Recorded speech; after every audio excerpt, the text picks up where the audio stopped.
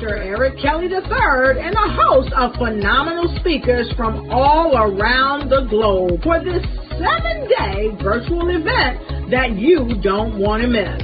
The mission of the Black Business Expo is to raise scholarship money from kids all the way from high school all the way from college. The Black Business Olympics is one of the largest Black business showcases in the world. It is an opportunity for businesses and companies to showcase their businesses globally. We are going to be giving away laptops up to $5,000 away to students. Again, I'm Olivia Appleberry, the founder of 2 Cents Finance and one of the speakers for the expo. I am so excited to see you there. For more info, go to www.blackbusinessexpousa.com or call 919-308-9090 and hope to see you there.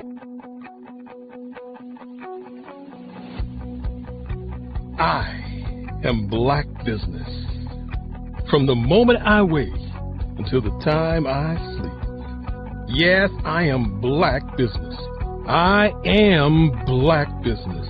Tell me, are you Black Business? I am Black Business. Do you support Black businesses? Listen, I support Black business because I am Black Business. Black Business Expo, one of the largest business showcases in the history of Black business in the world. The world!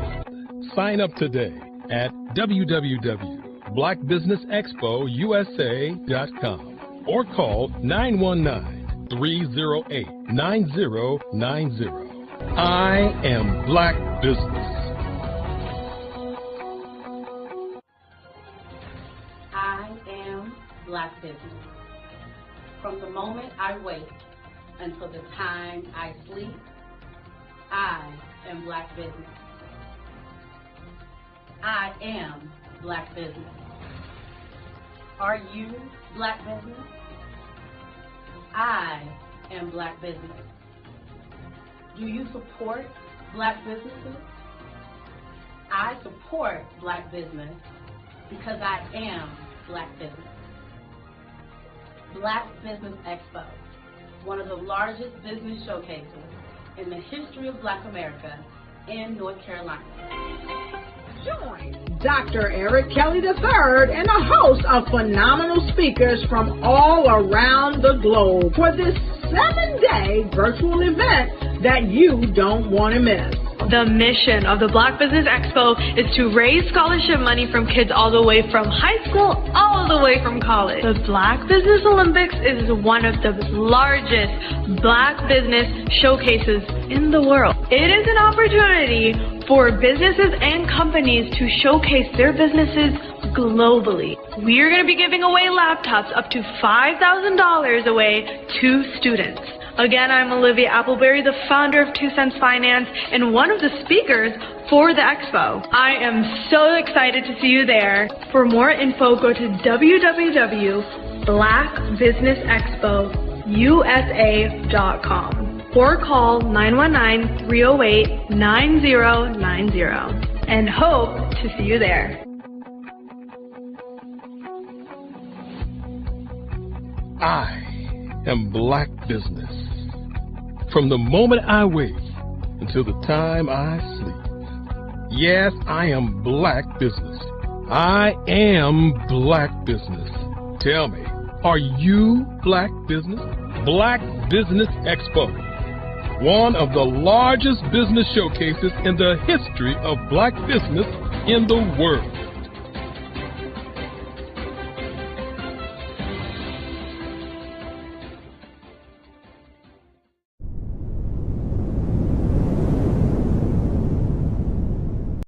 In today's competitive market, standing out is essential.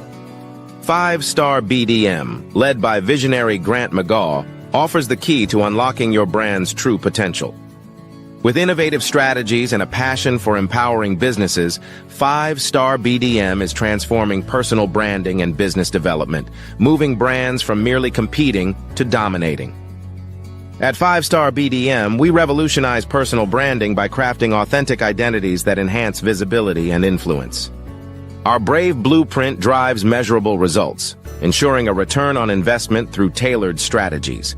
By integrating artificial intelligence and advanced methodologies, we provide your business with a competitive edge in the digital age. Grant McGaw brings over 20 years of leadership experience with Fortune 500 companies. Named a top 10 global thought leader in personal branding, Grant's achievements include the 2024 Best Personal Brand Development Podcast for Follow the Brand. His philosophy, integrity doesn't have a price tag, is the foundation of 5-Star BDM. Partnering with 5-Star BDM means embarking on a transformative journey. We begin with discovery, analyzing your brand's DNA. Using the Brave Blueprint, we develop a strategy tailored to your goals. Our support continues through implementation, training, and ensuring long-term success with AI-driven insights and real-time adjustments. Our impact is evident. A healthcare tech firm experienced a 300% boost in brand recognition and 75% sales growth in 6 months. Entrepreneurs report increased customer retention and new revenue streams. Diverse companies like Black Business Expo USA and Akaba World Network have become industry leaders through our guidance. Join the movement and elevate your brand.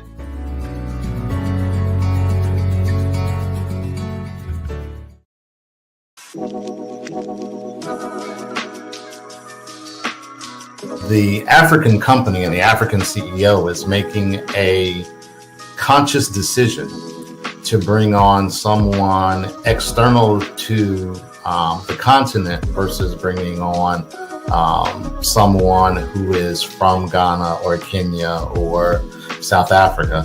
And so the skill sets of the people that we take through our executive leadership training program and ultimately on the placement, obviously have to be extremely high caliber. So what we look for are corporate executives at the vice president to C-suite level, as well as Black entrepreneurs. When we look at the Black corporate executives, we're looking for some very specific skill sets, whether that be around supply chain, sales and marketing, engineering, product development. We want our folks to be able to add immediate value to the corporate board, right? And the other thing is, even if they don't necessarily have specific industry experience, they're bringing a diversity of thought.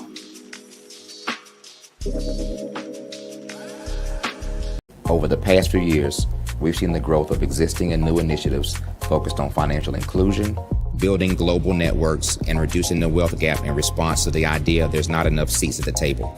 Whether their outcomes are to increase the representation of Black executives on corporate boards, ensure an inclusive global economy, or to create new U.S. African commercial pathways, the strategies are often carried out by separate programs. The question is, should they be? With the continent of Africa being home to more than half of the world's fastest growing economies, the youngest workforce, over 400 companies generating more than $1 billion annually, 700 generating more than $500 million annually that are poised for growth, and being the destination of nearly $5 billion in venture capital in 2021. Diversifying U.S. and Africa commercial engagement by building bridges between African businesses and their U.S. diaspora should begin being seen as mutually beneficial. From helping to reduce Africa's enormous capital gap to catalyzing two-way trade opportunities, the COVID-19 global pandemic hopefully has taught us that global challenges and opportunities are more interconnected than we thought. During the pandemic, African companies like Unicorn Flutterwave, insurance provider Reliance Health, ride-hailing app Yasir, and 54 Gene, the continent's first bank of DNA on people of African descent, proved that when African companies have access to networks, capital, and information, they grow big, grow fast, and create solutions that are valuable to the world. This is why Be Direct was created. We are the first U.S.-based but African-centric board preparedness and board search company designed to connect U.S. Black talent and corporations to African businesses.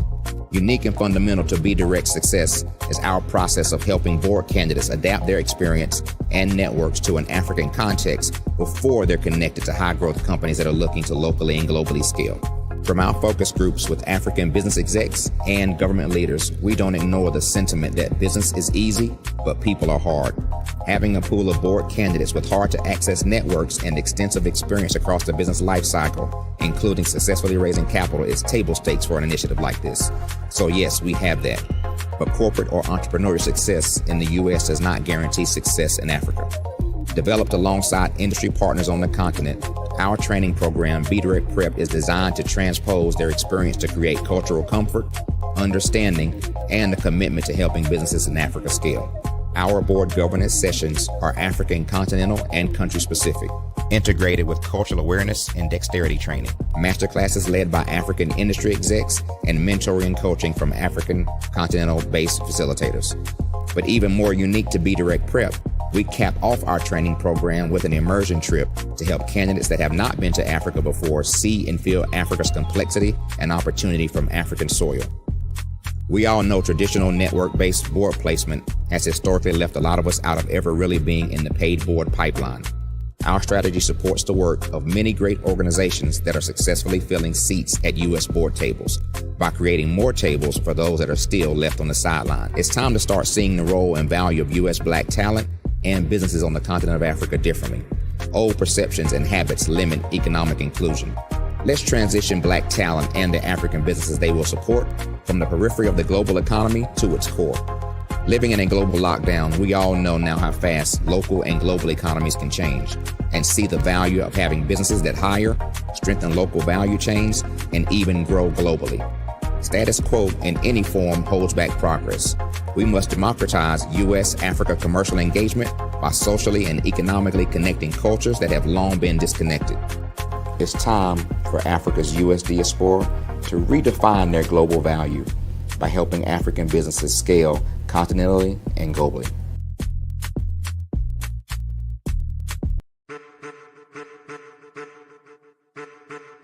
I am a child of the Most High God. He has gifted me in ways that I could not even imagine and didn't know.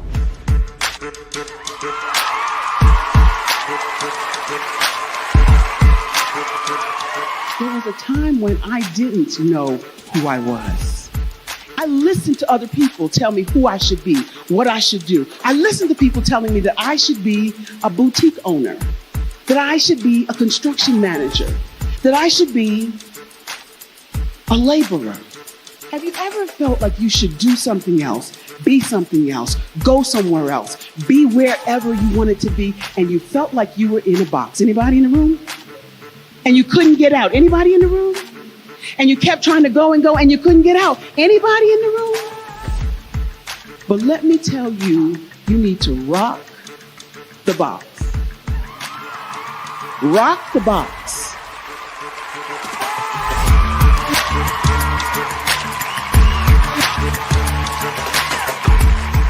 I am engaging, inspiring, and empowering.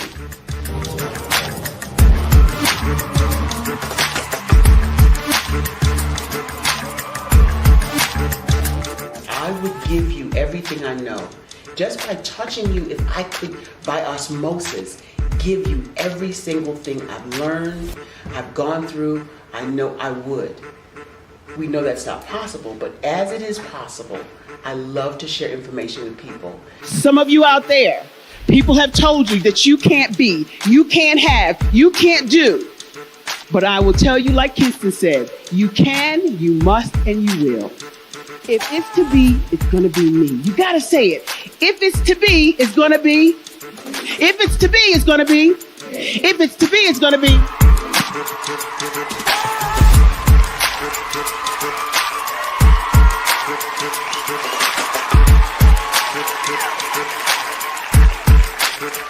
Barbara is because she believed what her mama said about her and not what other people told her.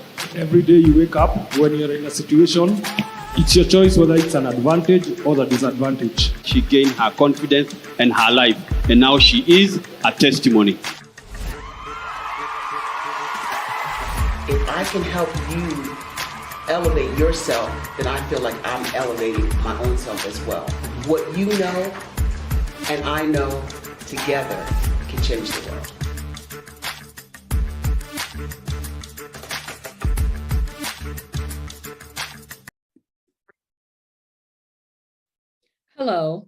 I'm Dr. Madeline Ann Lewis, President and CEO of the Executive Women's Success Institute. And my genius is helping women accelerate the path to success. You know, I was blessed to have strong women in my life who encouraged, motivated, and pushed me to do my best and to never even think about giving up on my dreams. So I say to women, we must show up to rise up. We have talents and potential, but who will see them if we don't speak up and get noticed? I know that women are a tremendous resource on this planet, and there is nothing more fulfilling than helping a woman tap into her full potential. I do this because I want to be a part of helping as many women as I can to show up, to rise up. I do this because genius is common. Bravery is not the absence of fear, but the ability to overcome it. We stand for those who defy suppression, who speak out, and those who walk the road less traveled. Everyone deserves to be seen and their voices to be heard. We're sparking a movement, growing a community of creators united by the desire for freedom, choice, equity, and ownership. At Fanbase, it's all for one and one for all. We support each other to guide, promote, and uplift you in a place where you can unapologetically be yourself. A place where your voice, ideas, and creativity are not just welcomed, but celebrated. We are Black founded, minority funded, and supported by a diverse, inclusive, powerful community that believes in the strength of authenticity and individual choice. Regardless of success or background, we welcome you, the marginalized, the underappreciated, the successful, the superstar. We're for all who seek a space to express themselves freely, where they are rewarded for being their authentic, true self. We transcend labels because only we have the right to define ourselves. We are built for the brave, the culture, the creators, and for the future where everyone has a power to shape their own destiny, where all are empowered, voices are amplified, and freedom is embraced. For the first time, you have a chance to own the platform you helped make popular. It's a revolution, a movement in how we connect, create, and share. Everyone is a creator, and everyone has a fan base. Here, you can be you without limits.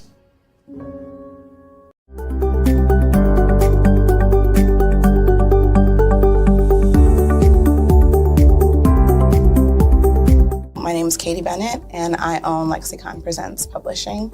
We are a publishing and media company that helps you take your story and share it with the world.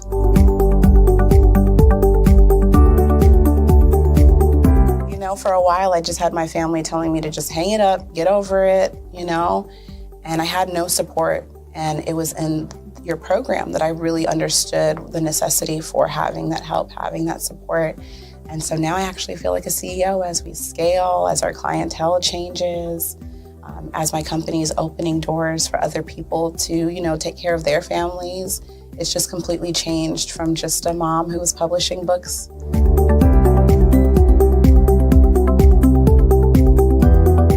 I was at a point where my job, although it was paying really well, wasn't enough. And my business was always in the red, and I was tired of it. And so I came in just hoping to get some sort of help to just not end up in the red every month.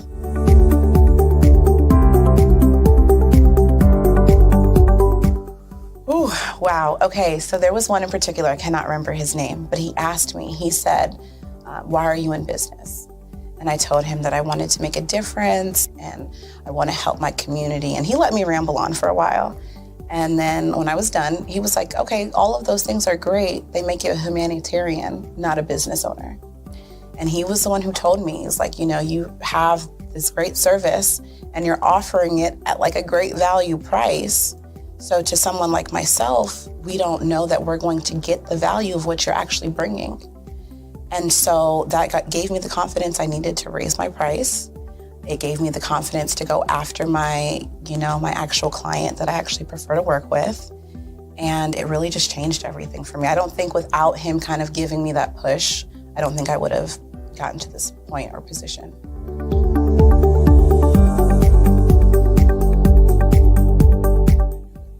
Wow, the benefits is just having a coach that holds you accountable. They set goals with you. That's been my favorite part. She has amazing experience, and so she brings her strategies and her ideas, and she helped me narrow down, what services I actually wanted to offer, how I could actually continue to offer it, how many clients at one time could I have. All of the information that she's given has just really transformed my entire company. And so I know I would have never gotten to where I am today and having some of these partnerships that I'm, having now without her help.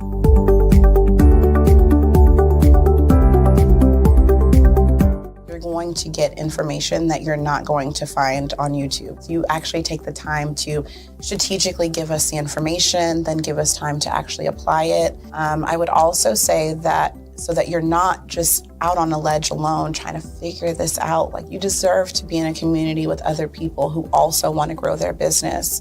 And then finally, the biggest thing I think I took away from CMET was that I had a whole office in Longwood, I still do, and at the time I had not paid my business tax receipt. I didn't know that was something you had to do.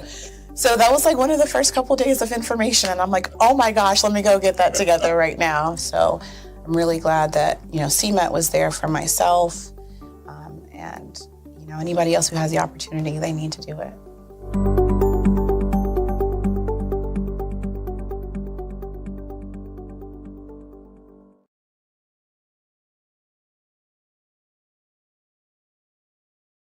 Artist to me is a creative expression of something from nothing. It explodes onto the canvas, or it explodes on in my work. One of the things that I try to do more than anything is I try to just give the lines and the movements and emotions and expressions into what I do. Art really means to me a chance to express how I feel deep down inside. Most of my art begins as a thought that I might have, whether it's sports, whether it's history, whether it's a woman or a man. It pretty much starts as an idea of thought before I get into the actual image of what I'm going to draw. I do a lot of historical pieces. I was a history minor in college, and I love to do history pieces. And a lot of times I'm thinking about history, and then I try to make that history impact you as you look at it. That's one of the reasons I do pictures so large. People ask me, why do I do pictures so big? And I tell them, I want the piece to impact them as they're looking at it. To kind of dominate them, dominate their space. And most of my pieces I try to do off page. I don't try to do anything that's going to be in those four corners or in a square. And I want your imagination to be a part of the piece that you're looking at.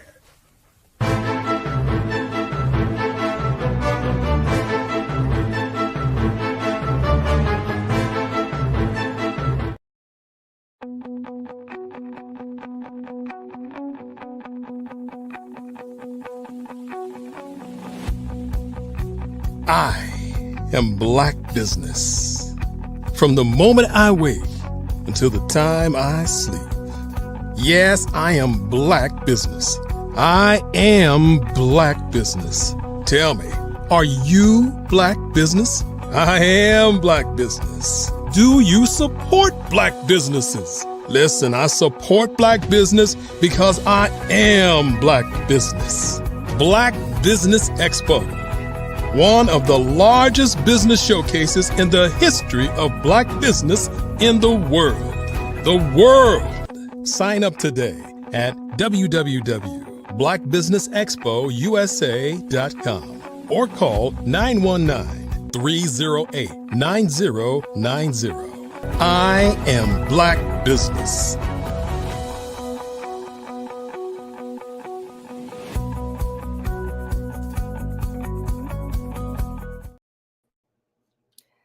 Good day, business owners, entrepreneurs, thought leaders, and corporations. Welcome to the Black Business Network. My name is Cordelia Gaffar, and I'm your business moderator for this session of the Black Business Network. The Black Business Network is a 24-hour business network showcasing Black businesses, business owners, entrepreneurs, and thought leaders worldwide. We have speakers from North Carolina, London, Singapore, Africa, Japan, and cities all over the United States. The Black Business Network is a global community sharing its business knowledge to empower, inspire, and educate businesses about business. Our first speaker is Dr. Eric Kelly III. He's a renowned entrepreneur, abstract, expressive artist, author, and business strategist with a career spanning over 60 years. As the founder of the Black Business Olympics and the Black Business Network, he has dedicated his life to empowering Black entrepreneurs and businesses globally. A master of branding, marketing, and wealth creation, Dr. Kelly has worked with Fortune 500 companies, facilitated multi-billion-dollar business engagements, and helped shape the success of countless entrepreneurs. His influence extends beyond business. His transformative abstract art has been celebrated for its emotional depth and innovative techniques. Dr. Kelly is also the author of 25 or more books, including the Who, What, When, and Where, How, and Why book. Turn your imagination into compensation. And he has received prestigious honors, including the President Barack Obama and Joe Biden Lifetime Achievement Award. Through his leadership, Dr. Kelly continues to inspire, educate, and create opportunities for businesses and individuals worldwide. His mission is clear: to build wealth, create legacies, and transform lives through entrepreneurship, education, and the arts. I present to you Dr. Eric Kelly III. Good morning, good morning, good morning, good morning. And yes, I'm smiling because it's another great day in the life of not only me, not only you, but the people who are watching. And, Cordelia, it's always great when we get an opportunity to begin another week of business owners from around the globe. This is going to be a special week as there are a lot of surprises that are going to be happening this week, and we want you to stick and stay and don't touch my dial. And as we say, genius is common, and I'll see you on the other side. Thank you, thank you, thank you.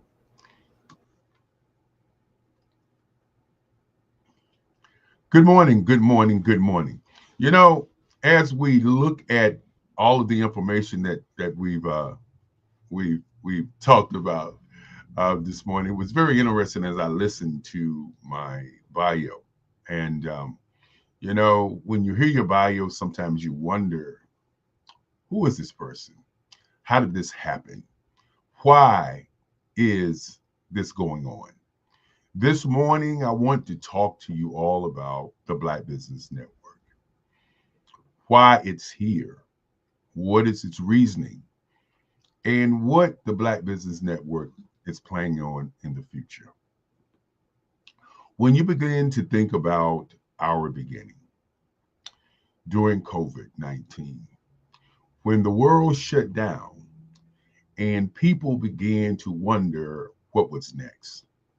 And communication, as we knew it, was only on television, the internet, and our telephones. And so we as a group decided to do an event called the Black Business Olympics. The Olympics is a opportunity for business owners around the globe to talk and express their brilliance. The Olympics, the Black Business Olympics, of course, has become a cultural icon. What I mean by that is we have had over 8,400 speakers to speak on our platform. The reason that I always use the number 9,000 is because we've also had moderators and anchors to also be a part of this movement. And when you start talking about our moderators and our anchors who make sure that everything runs so very smoothly, we have to acknowledge that they have contributed a great and valuable part of this journey. The Black Business Olympics is set up for business owners to listen to other business owners around the globe who are in business. When you begin to think about the 7 days that we do, we started out doing it for 1 month in 2020.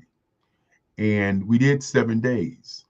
And those 7 days were broken down into 7 different categories. Those seven different categories are categories to begin to have business owners to look at their business, to look at starting a business. The mission of the Black Business Olympics has always been to raise scholarships for students who are going to college from high school and young students who are looking to become entrepreneurships. When you begin to think about the time or the average age on the planet, when we started this Black Business Olympics 6 years ago, the average age was 27, and in Africa, it was 14. And 6 years later, I mean, just think about this for a moment. 6 years later, when you go and you research the average age now, it is said to, the documents are saying that the average age now is 30 to 19. I want you to think about that for a moment. 6 years, the age difference has changed from 27 to 14 to 30 and 19. So when you hear those numbers, you must begin to think as a business owner, what am I doing? Still, the age group is still younger than the 40s, the 50s, and the 60s. And so with that being said, each theme day is set up anyway for business owners to look at themselves, look at their business, and look at how they do business. When I think about each one of the days, the first day, which is today, which is inspiration, education, and empowerment. When you're a business owner, these are the 3 things that really motivate you to begin your business. What are you inspired by? Your inspiration. What is the meaning? Why be in business? Why?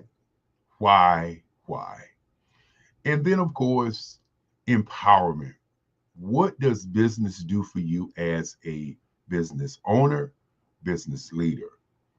How does it empower you to do more for your family? How does it empower you to be a leader? How does it empower you, and what does empowerment mean? And then, of course, today is about education. Many times we begin a business and And we are so excited about the business, sometimes we don't educate ourselves in terms of the industry. What is the business about? Why is the business what it is? You know, what are the business trends? What's going on with your particular business? And those are the kinds of things that we must look at, not only as business owners, but as people. What's really going on? And so on Tuesday, which is tomorrow, we do advertising, public relations, marketing, sales, merchandising, branding, advertising. And as we move from Monday today, talking about what inspires a person to start a business, and we have some level of education about business, then we begin to look at how to build what we call a brand. Many times people think that a brand is the name, the symbol, and they don't really understand that brand is the culture. What is your culture of your business? You know, what are the things that makes you different from another business? You know, not the swoosh that's on Nike. Yes, the swoosh on Nike is a symbol, but Nike, the company, has a culture. And that culture over time has built, you know, millionaires, have built people who have done outstanding things. But you know, if you notice, when you think about Nike, you think about the culture of just doing it, the culture of being an elite athlete. And when you move and look at your business, what is the culture of your business? What do you want people to say about your business when they are buying your products or your services? And so tomorrow, the advertising, what type of bells and whistles? I think many times people talk about advertising and they would really believe that advertising is marketing. And marketing are the spaces that you particularly put your information in. It's, as I always say, it is the gas that drives the car. Your advertising is the bells and whistles. What makes you a unique business? And then, of course, many times you must build trust. And so your PR is very, very, very important as you look at your business. You know, the news about what you do. You know, so on tomorrow, we'll do the whole bit about advertising, marketing your brand, and then, of course, sales. And then there are, in my estimation, two types of sales. One's an influencer, and the other one is a manipulator. Which type of sales do you utilize in your business? What I mean by a manipulator and an influencer. An influencer salesperson is somebody who is selling something to someone who already wants to buy it. Many times I talk about what my great-grandfather used to say, that you have to be the salt, that we all are the water. You hear the old adage that you can lead a horse to water, but you can't make him drink. My great-grandfather used to say that's the biggest lie of all times. He said, if I lead a horse to water and I grab a handful of salt and put it in his mouth, he's going to drink the water until his thirst is dry. And so you have to be the salt to your clients. You must stop looking at everybody as your client, because everybody is not your client. And then, of course, when we begin to talk about your business and talk about you being the water. And what I mean by that is that what you have to sell to people is what people are looking for. That's why it's important for you to look at the inspiration.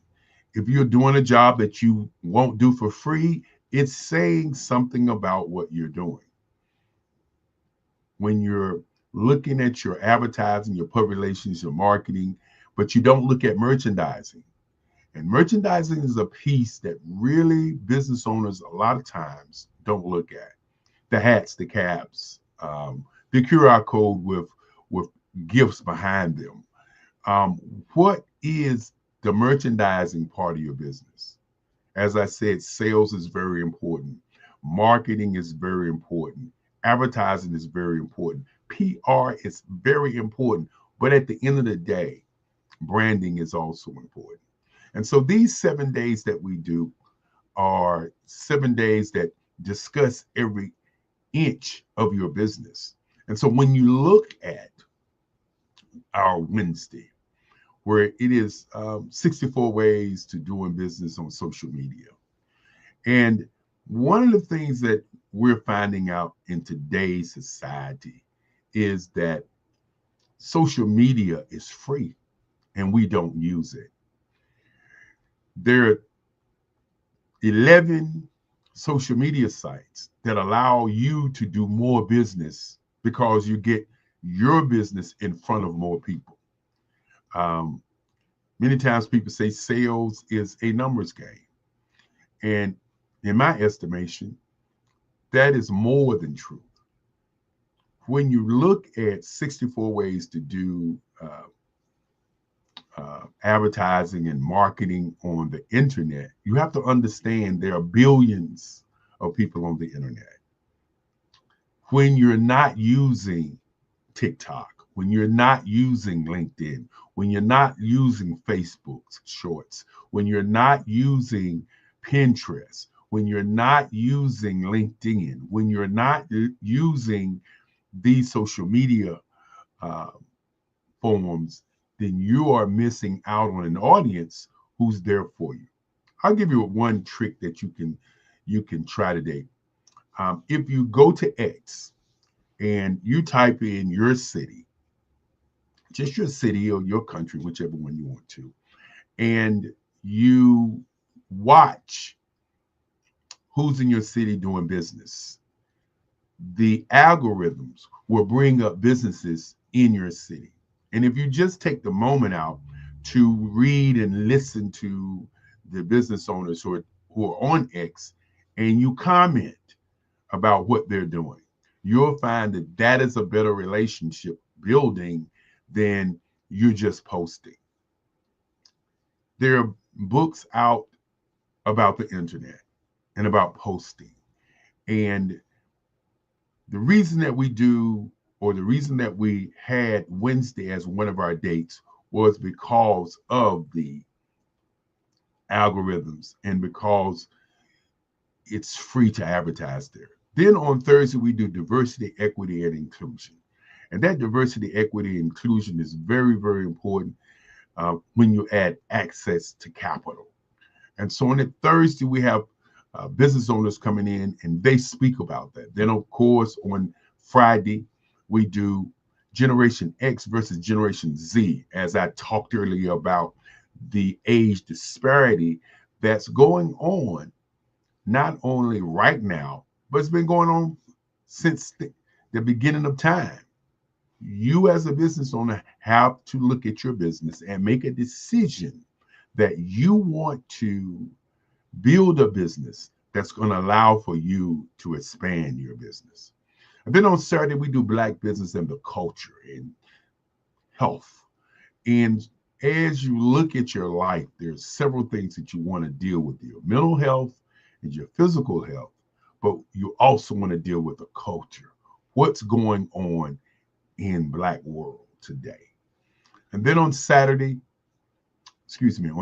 we do Black business and technology. Now, technology and innovation on Sunday is very important because we must begin to look at the future. We have to look at AR and VR. I'm going to say it again. We have to look at AR and VR because when the phone is no longer the major device, what are you going to do? Voice commands is what we all will be doing at that time. If you look at the glasses that have been put on the marketplace by China, by America, you'll notice these new glasses are allowing you to have an assistant right on your eyes. It's allowing you to talk to different people in different languages, and those languages being translated through your glasses.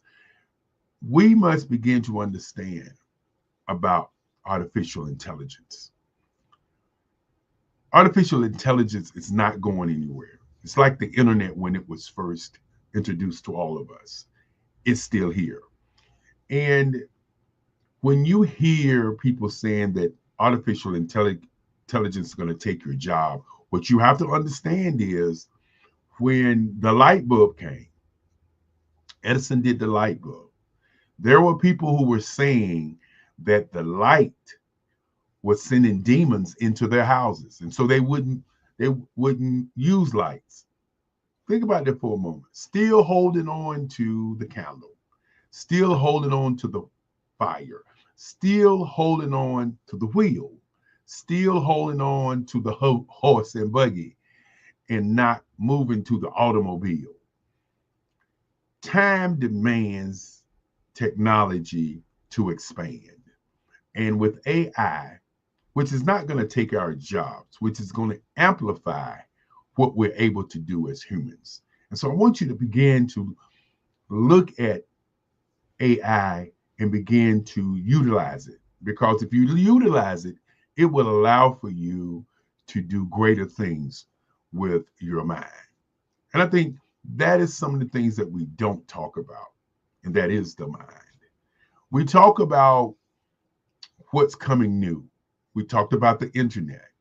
You know, at one time, the fax machine was the king.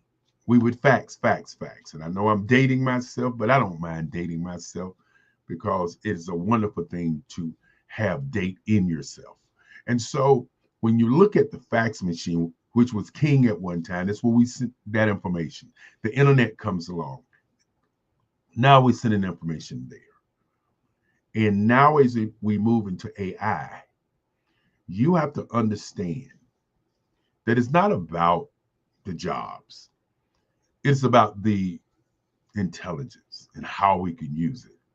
It really is a game changer for those of you who actually use it. It's truly a game changer. So I want to submit to all of you, utilize these 7 days as 7 days to study your own business, to see, are you in line, to see if you are inspired. Have you done the education? Looking at your advertising, looking at your branding, looking at not only your branding, looking at how you appear on social media. Remember, social media is free. This is the only time that it's free. What happens when social media costs? And that day is coming. And so looking at your diversity, and diversity means change. Looking at how things are changing in terms of what you do and what you don't do. These are very, very important things that we have to look at our businesses. And then looking at Generation X and Generation Z, how you bridge the generational and digital divide. These are critical as you look at your life. And then, of course, on Saturday, when we talk about the culture, you can look at what's going on in the world today. And you can sit there and say that somebody's against you. But if you take the time out and look at, as I say, the what if factor, what if we as a group of entrepreneurs would join together to find out all of the businesses all over the world and then begin to utilize those businesses. You know, as I talk about the Black Business Network, what it's all about, it's about sharing information around the globe. We'll have speakers from Australia.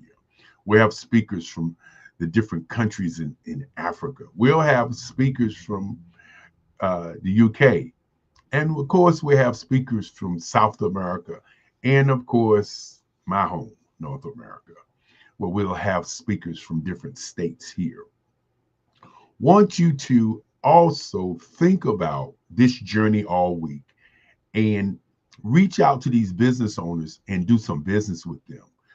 Our network is not about being viewed, not about clicks and clacks, not about subscribing just to subscribe to see your name as a subscriber, but to do business, to raise scholarships for students. That's what it's all about. And with that being said, that's the Black Business Network in a nutshell.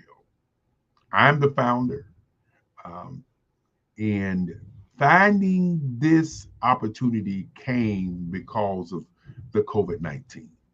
Finding this opportunity came because there was a need for us in the community to begin to have discussions about business so that we could help other business owners become better business owners. I want you also to understand that when we see the news and we see the press, we see all the things that are going on in this country and in others, many times you don't see Black business owners on this level. You hear about a few, you see the ones that come on television, but you don't see the entrepreneurs, the emerging entrepreneurs, and then sometimes the entrepreneurs who have been doing the work. And that's why this network is here, so that young people can see Black businesses in a different light, so that they can look at the opportunity as they go to college to become better at what they're going to do. Some students are not going to be great college students. And so they may have an idea, but if the idea is not cultivated, how does that idea happen? Many times I talk about, if you don't value your value, then your value will not be valuable. What's valuable to you today? Are your kids valuable? Is your spouse valuable? Are you valuable? If you don't value any of these, then they will not be valuable. I say many times, a question is not mad with an answer, and an answer is not mad with a question. My great-grandfather used to say, a closed mouth don't get fed, and a closed mind don't benefit. And so as you're watching us this week, I want you to think about the things that we're going to be doing. This morning, I wanted to talk about my new book, the Who, What, When, How, and Why book, Turn Your Imagination into Compensation. But what I think is more important for all this morning is to begin to think about, to just think about where we are and what we're going to do. To think about why we are here. What is the what of your business? Who is the who in your business? Why do you do your business? How do you do your business? These are the kinds of things that we must begin to talk about as we look to the future, as we look to how we're going to build a business. My great-grandfather gave me 6 principles, and I added 2 principles to it. And I want to talk about those principles right about now. The first principle is thinking.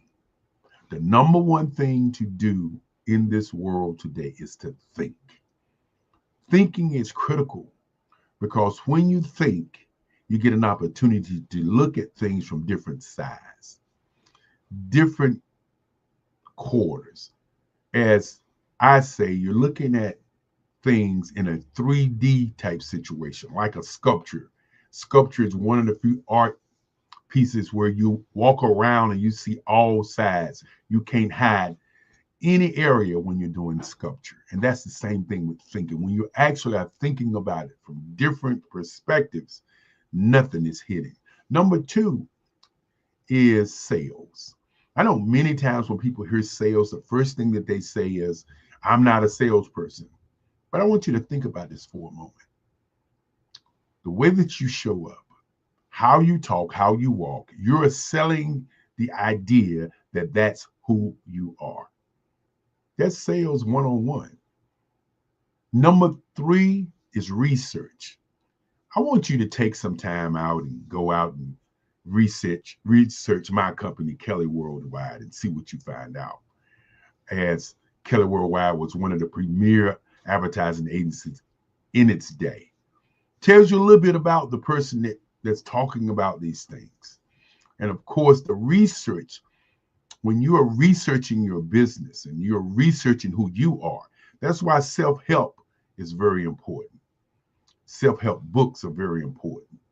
You know, when you're researching who you are and what you stand for, when you're researching your industry and what it stands for, then you're able to figure out what to charge. And that's a whole nother story. And that charging is about what is your value, as I said before. Number 4 is energy. Energy. Today is about energy. A lot of energy this morning, a lot of energy before we started the show. That's very important. The type of energy that you're going to push, not only into your business, but into your life, to your life's goals, to your missions. And then, of course, number 6 is being relentless at what you do. Are you truly relentless, or are you distracted? I want you to think about that for a moment. And what I say distraction, I'll give you a quick line item for distractions. What do you think about every day? What do you think about every day is who you are. Are you distracted by sports? Are you distracted by entertainment, politics, religion, gender biases? What are you distracted by? Are you truly relentless? Are you relentless in your business? Are you relentless to understand how to build? Are you relentless and working on how to understand building teams? Very, very important. And so with those being said, I added a couple of more to what my great-grandfather said. Number 1 that I added to it was consistency. Are you consistent, or are you someone who bounces around what you do? Are you consistent? What are you consistent at? What are you consistent at as a business owner?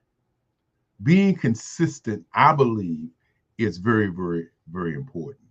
And then, of course, the next one is duplication.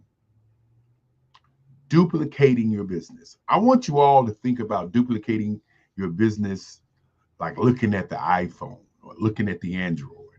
How many iPhones and Androids are all around the world? Look at Microsoft and look at its business model. Look at Coca-Cola, Pepsi-Cola, Amazon. What do all of them have in common? They are duplicated ideas that are businesses that are duplicated services across the world. Is your company a duplicatable business, or is it just a business for you and your ring of people? So I want you to think about that duplication piece. Those are the 2 things, the consistency, the duplication, that I want to add to what my great-grandfather would or has still instilled in me in terms of how business is done. And then, of course, being an artist, I also want to add to it imagination. How do you turn your ideas? How do you turn your imagination into compensation? Do you charge by the hour, or do you charge by the breath? I want you to think for a moment, because we all are a brief breath of energy that's on this planet. Do you utilize your imagination for your compensation? In my book, I talk about the green print, the red print, the black print. I talk about the different areas of your business. And many times in my book, I talk about your operating system and your business operating system, how to create a duplicated system that you can give to somebody, you can hand over to somebody, and they can follow that duplicated system, which is your personal operating system. As you look at this week, I want you to think about, can you duplicate your business?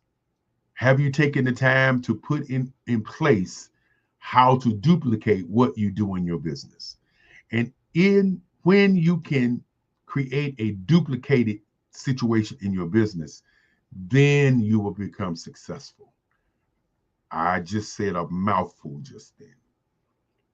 Becoming successful is not about you waking up and earning a few dollars, a few $1 million, or whatever it may be. It is about creating a system, a business that is a duplicatable system that can be utilized by the masses without you having to do the work. When you picked up your phone this morning and made a phone call, and the person picked up, and then that person made a phone call, and another person picked up, all of them were using a duplicated system called the phone, which has an operating system on it. And on that operating system are apps. And those apps are just like when you're in business, your accountant, your bookkeeper, your administrator, your vice presidents, your board of directors. All of these people are apps on your operating system in your business to move you forward to your goal of success. With that being said, I'm going to be coming back later on in the week. As I said, this is going to be a special week. We're going to be talking about my art this month. And I want you to enjoy the art that we're going to be talking about as we get prepared. You know, want to thank all of the speakers who have signed up for this week. Want to say to you before you get started that not only is it important that you do this work, it is important that you share your lives and you share your goals with people around the globe.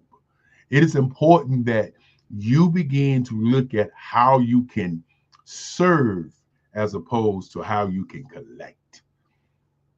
I'm going to say that one more time. How you can serve instead of how you can collect. Our young people need your service. Our young people need to see you show up. And that's what the Black Business Network is all about. And as we say, genius is common. And I will see you on the other side. I want you also to understand that the meaning of our lives are the information that we share. We hear a lot of times the greatest ideas that have never been revealed or in the graveyards. I want you today to think about that for a moment. When you have an idea, I want you also to understand that 7.8 billion people are on the planet.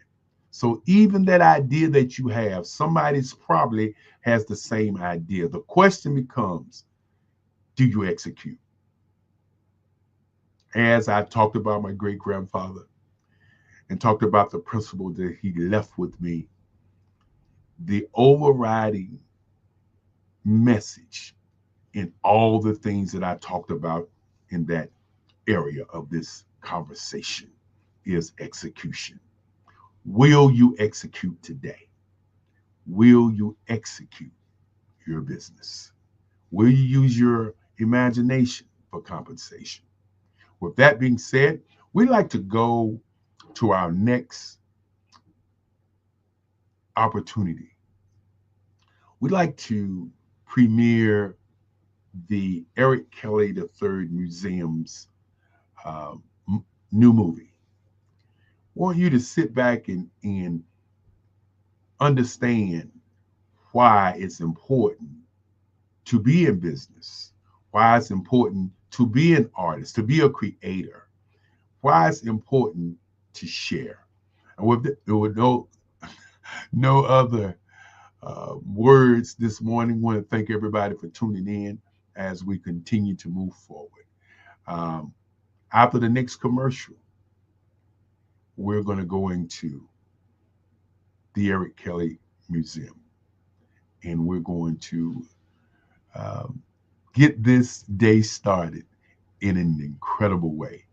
And as I say to everybody, without love, there's no happiness. And without happiness, there's no peace of mind. So today we want you to stick, stay, and enjoy the speakers from all over the globe. You got EK3 from the South Side saying, yes, indeed. Thank you for being here. And I truly hope that the words that people give you this week will inspire you to push the envelope of progress to the highest height. Thank you. How many times have you been asked to help someone you didn't even know, a student, a business entrepreneur, or did you ever even ask, where did they end up? That business, that friend, that entrepreneur. Well, just maybe they ended up in a gang, bankrupt, homeless, or worse, dead. Maybe they turned to crime, drugs, and alcohol. Did you ever wonder? Did you destroy their dream, or was your life always so easy? At the Black Business Olympics, we started a movement to help students complete. Give them hope and foster success. Help them to leave their dreams of providing laptops, computers, and up to $5,000 in scholarship funds. Today, we ask you to help a student, a business owner, or an entrepreneur to realize their dream by sponsoring them, supporting them, and buying from them. Consider this. With $1.6 trillion in our Black community, we only ask for a small donation for our students, our businesses, and our entrepreneurs. And you can change a life today. So I ask you, what are you going to do? Sit on the sidelines and watch our students in high school be losers, miss out on their dream from lack of resources? Or are you going to donate to the movement and change their future and yours as well? Give us a call today at 919-308-9090. Change their life by investing with action to the Black Business Olympic Fund. The Black Business Olympics, one of the largest business showcases of Black business in the history of the world.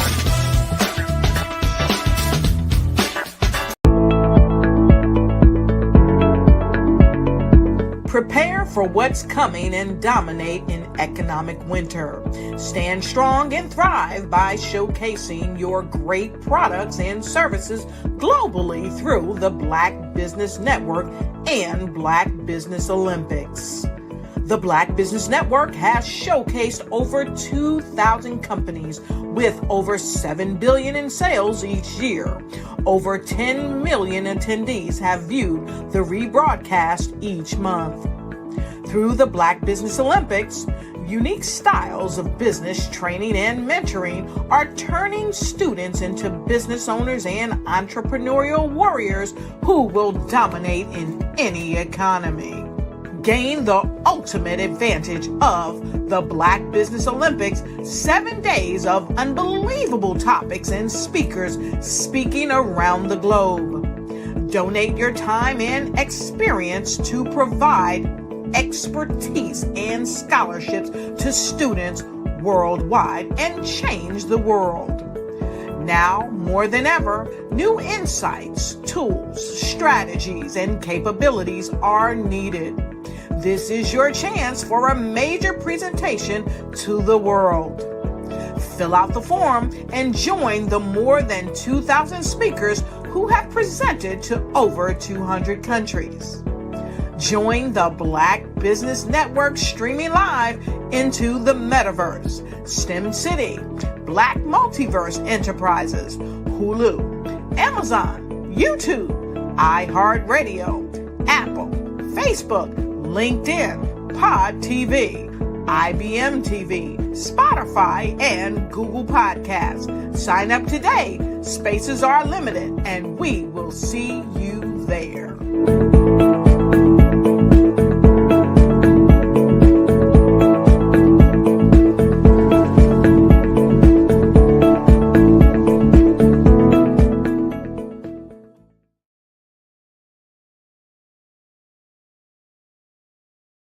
The Black Business Expo's mission is to raise funds for high school seniors going to college or K-12 entrepreneurs.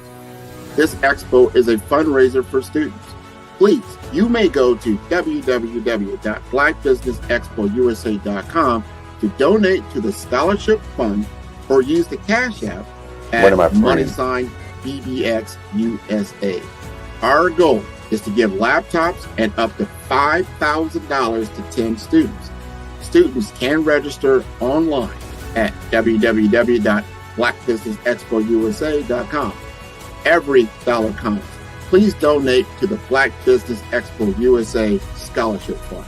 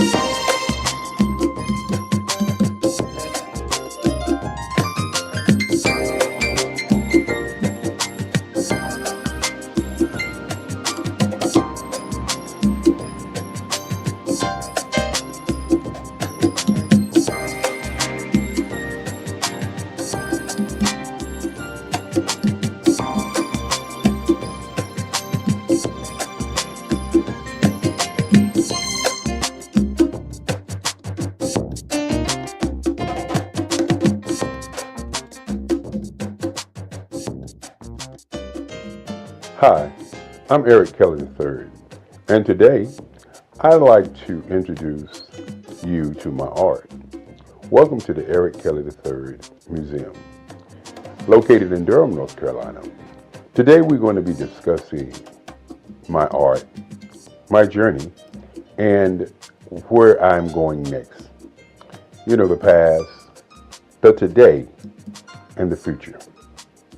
When I think about the beginning of my work, I have to go all the way back to when I was about 4 years old. And my grandmother gave me a pen, and I was in church. And I took that pen and I began to draw. And as I was drawing, later on, my grandmother said that the picture that I drew then looked like the choir that was in the church.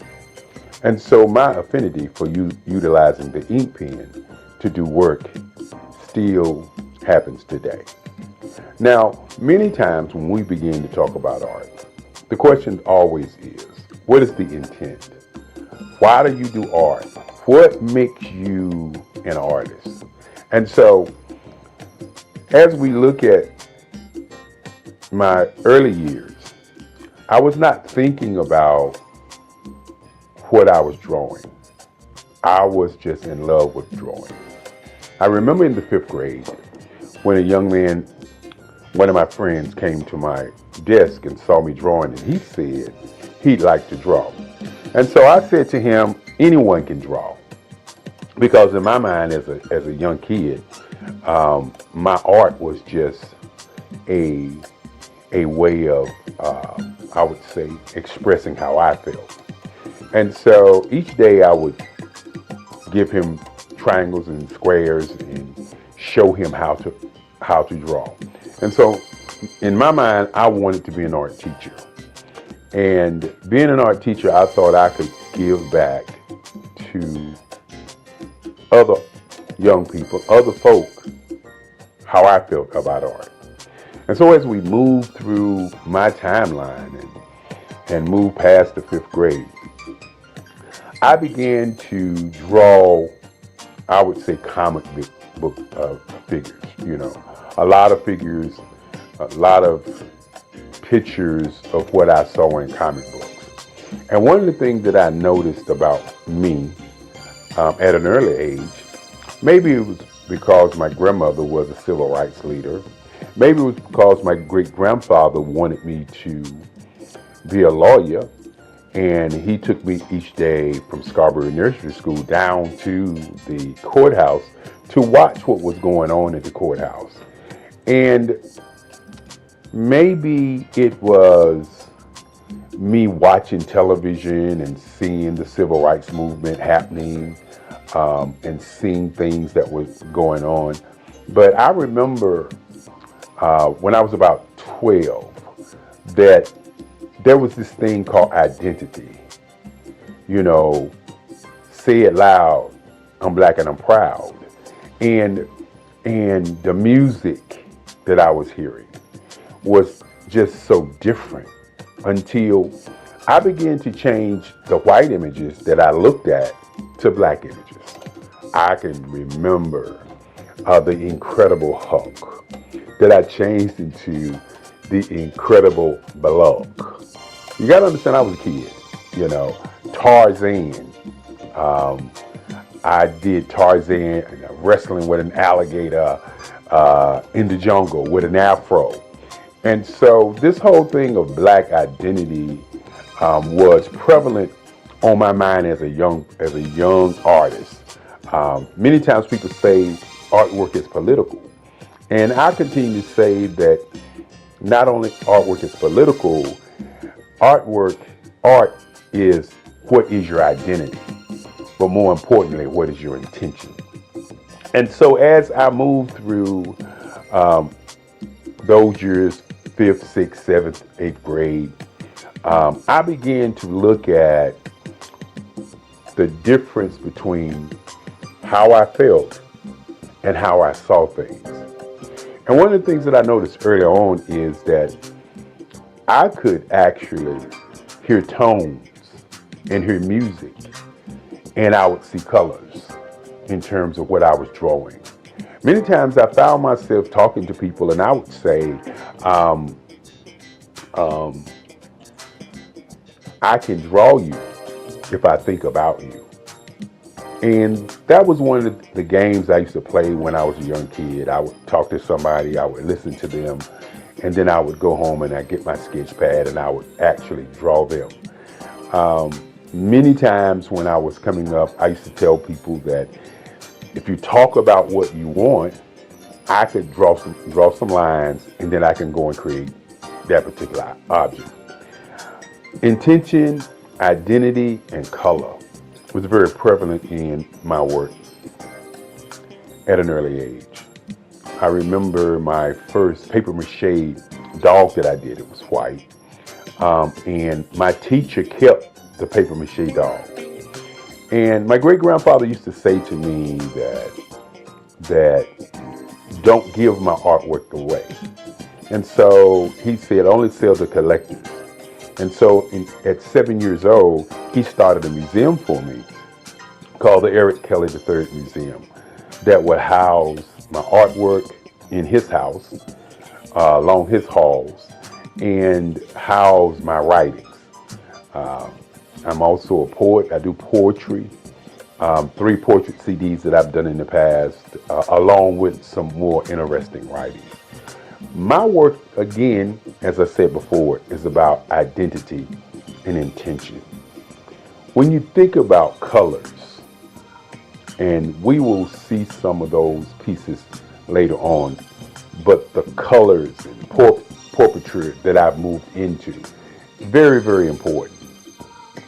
Initially, I was doing a lot of figuration, and that figuration was a lot of history pieces. Now, fortunate for many artists, they have what I would say, some guidance, some leadership. When I was growing up, once I got to the 12th grade, 3 of my teachers, Sandra Dowd, Miss Corbett, and Miss Cousins, pulled me into the teacher's lounge. And my art teacher, Sandra Dowd, said to me that I was cheating the world because I was not doing enough art. And she said each day that she give out a project, that I would come in the day of the project and do the best piece in the school. And I used to think about that because I wasn't really aware in terms of my art. I just was doing art. And so my English teacher said that, well, this year you're not going to graduate. And my history teacher says, that is correct, you're not going to graduate. And so you got to understand, back in those days, graduation, senior year was very important. And so what I did was I said to them, y'all can't do that. And they said, yes, we can, because we control your grades.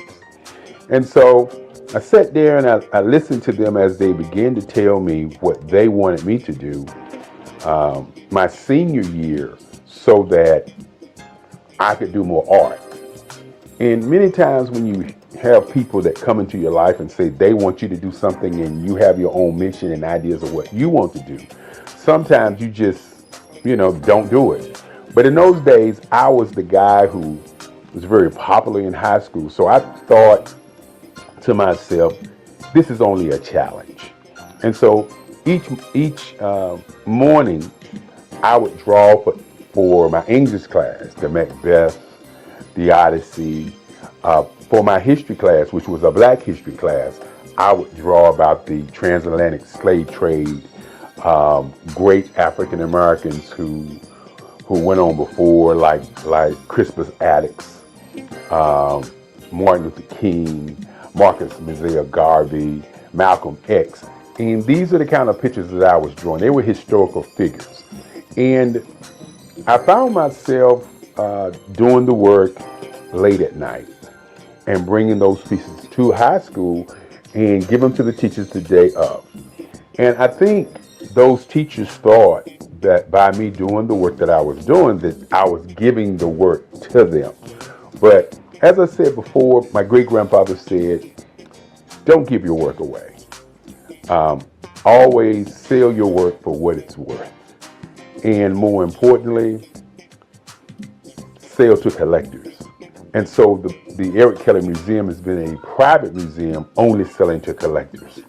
And so when the end of the year came, I had drawn enough work to fill a whole hallway in the high school. And as I said before, I started out doing figuration and doing historical pieces. And I hadn't yet started thinking about what my intent was going to be. Why was I doing the work? I was doing the work because I was asked, not because there was this urge deep down inside saying, I'm going to draw all of this work. And so at the end of the year, I received the Links Best Artist in the State. And this is what has propelled me to become the artist I am today. I looked at the art award that I received, and I thought about where did I want to go to college. And so I had letters coming to me. I was in the news, I was on television, and all these great things. I had these things to happen. And so I had letters coming to my house to go to different schools. And my great-grandfather used to say there are 5 things that you need to think about as you live. He said, number 1 is to think. Number 2 is to sell something. Number 3 is to do research. Number 4 is to be relentless. Number 5 is to have energy in everything that you do. And so I started on my quest for understanding that art was going to be what I wanted to do. And so I did research on the schools in Durham, North Carolina. And for those who don't know about Durham, North Carolina is a space where black people, 49% black people, were engaging in economics everywhere. You know, Durham was the tobacco capital of North Carolina at one time. And so when I was a young man and I lived in Federal Street Projects, I could walk down to Pettigrew Street, not to Parish Street, because Parish Street is considered Black Wall Street now, but before Parish Street, there was Pettigrew Street.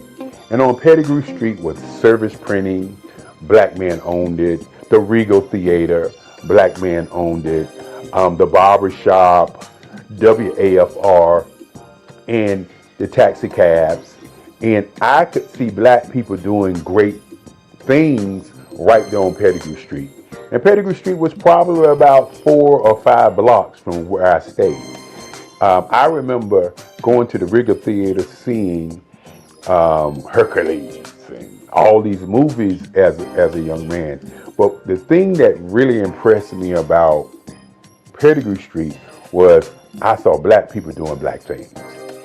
And so as I did my research to see where I was going to go to school, I discovered that North Carolina Central University was one of the top schools with black professors. And one of the things that I wanted to do, you know, as a young person is I wanted to go to a school where I could study in the class, and then I also could go to the library and pick their books up and read more about what they were talking about, so I would be immersed into the art. And so at that time, North Carolina Central University did not have an art scholarship program. And so remember what I said earlier about my great-grandfather. He said, think, and then sell, and do research. And so in doing my research and thinking, I said to myself, I want to take my portfolio down and ask them to come to that school for art. Now, many people don't know, and I didn't know at the time, that Ernie Barnes, who is one of the greatest artists who've ever come out of Durham, North Carolina, didn't know that Ernie Barnes had gone to North Carolina Central University. That was not, in my mind, something that I knew. I was an artist who was influenced by the people that I knew, not the books that I read, but the people that I actually knew. And so I took my portfolio down to Atlanta Henderson at North Carolina Central University. My portfolio was full of historical art, as I said before, because that's all I was doing. Many times you hear the idea that all art is political art. While I wasn't thinking my art was political, my art was always about identity. as a black man, as a black person, as a black entity on the planet. And so I left my portfolio with Dr. Henderson, and a week passed, and they sent me a letter offering me an art scholarship at North Carolina Central University. This was probably one of the greatest days of my life. As my grandmother at the time said to me, she said, well, since you're going to school for free, I'm going to give you the family car. And you know, when you're thinking about your life and how things transpire to get you where you're going, these are the kinds of things that move you to believe in yourself. My grandmother used to say, you can do anything that you want to do. Just stand up for yourself and do it. And so with that being said, my grandmother gave me the family car, and off to North Carolina Central University I was. And, you know, one of the first heartaches that I would say that I had at North Carolina Central University was the whole I'm on art scholarship. And why I say it was a heartache is because the other students that was in school in those days, they knew I was on art scholarship. I didn't know they knew I was on art scholarship. So when classes began and I was asking the other students about painting, because in high school I had done 3 paintings, hadn't done a lot of painting. As a matter of fact, I was self-taught for my painting. My art teacher, Sandra Dowd, said to me, and I'll never forget it, she said, you're an artist. I don't have to tell you what to do. Just take the paint and put it on the canvas and you will figure it out. And that was my first foray into painting. And I did pretty good. I created an abstract, I created a couple other paintings, and I was doing pastels at the time. And pastels was my first love after pencil and ink pen. And so what I did was I utilized my pastel skills as a way of painting. So when you actually see some of my painting, it looks like pastels, because that's how I mix, that's how I match my colors, that's how I draw, that's how I utilize my line work on my paintings, just like pastels. And we'll get an opportunity to see some of those things as we move forward. And so as I got to college, I won't ever forget, I was asking a young lady how to paint. And she said, you got an art scholarship, you ought to know how to paint. And this was a heartbreaker for me because I came from a background of people helping people to get to where they go. And so with that in mind, in terms of how I was was never raised to say to people, I can't help you, I'm not going to help you, you got something, so go do what you do. And so this was a daunting task for me because I was looking at seniors doing artwork, and I was expected at that moment to be able to do work just as well as the seniors were able to do the work, because in their minds, I had an art scholarship, and that art scholarship meant that I had some magical powers, some great art in me that they didn't have. And so I was very, very depressed on that day. I remember it like it was yesterday, because what I did was, as they laughed at me, as they looked at me with those eyes of, you know, I don't know why you got an art scholarship if you can't paint kind of feeling, I just walked out of the classroom, got into my car, and I drove home. And I sat in my house, in my grandmother's house. I sat there and I just thought, Why am I going to college? Do I want to go back to college? Do I want to continue this thing called art? I wasn't sure. I just sat there and sat there and sat there.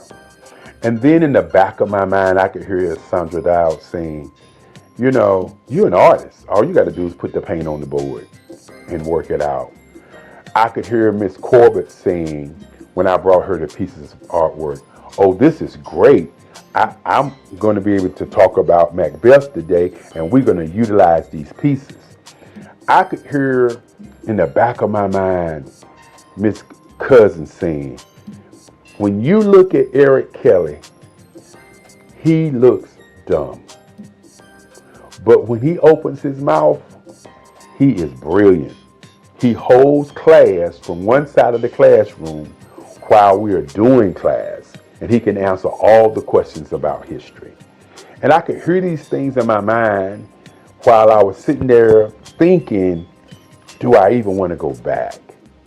I tell people all the time that peer pressure is a major pressure on many people if they can't handle it. Fortunately for me, my great-grandfather, my grandmother, and my moms always said to me, you can do whatever you want to do. Listen to what you want to do first and follow your dream. And so my art class was on Monday, Wednesday, and Friday. And my class that I went to was on a Monday. On Tuesday, I didn't go to art class. Wednesday, I didn't go to art class. So on Thursday, I decided that I'm going to go over there to North Carolina Central, and I was going to paint. Now, you got to understand, as a young kid, a young black man, when you're thinking about your identity, you're thinking about what you want to do, and people are pressing against you and doubting who you are and really identifying and seeing who you are. You gotta understand, you're not the guy that I am today. You are a young man who has fear, a young man who's uncertain, a young man who is asking the question, why am I here? And so on that Thursday, I went to the art department at 4:00 when I knew most of the students were not there. And I went to my board and I pulled out my paints and I started painting. And I just kept painting. And I just kept painting.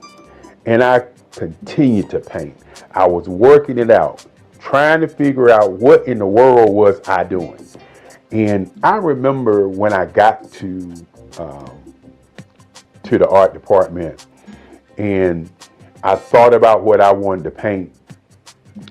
And I painted a piece that if people saw it today, they probably would say that it's racist.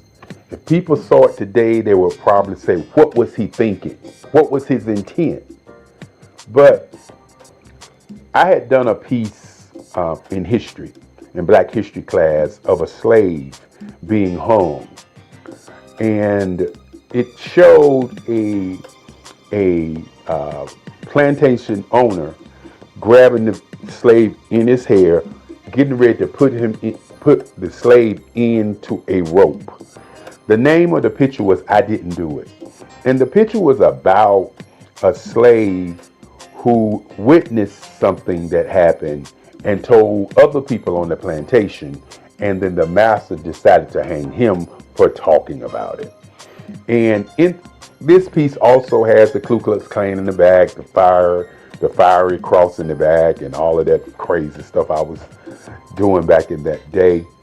And I began to paint that picture. And as I was painting that picture, I could see exactly how to paint. I don't know why or what, but I could actually see how to paint. And so I was there from 4 o'clock in the afternoon, and I looked up, it was 4 o'clock in the morning.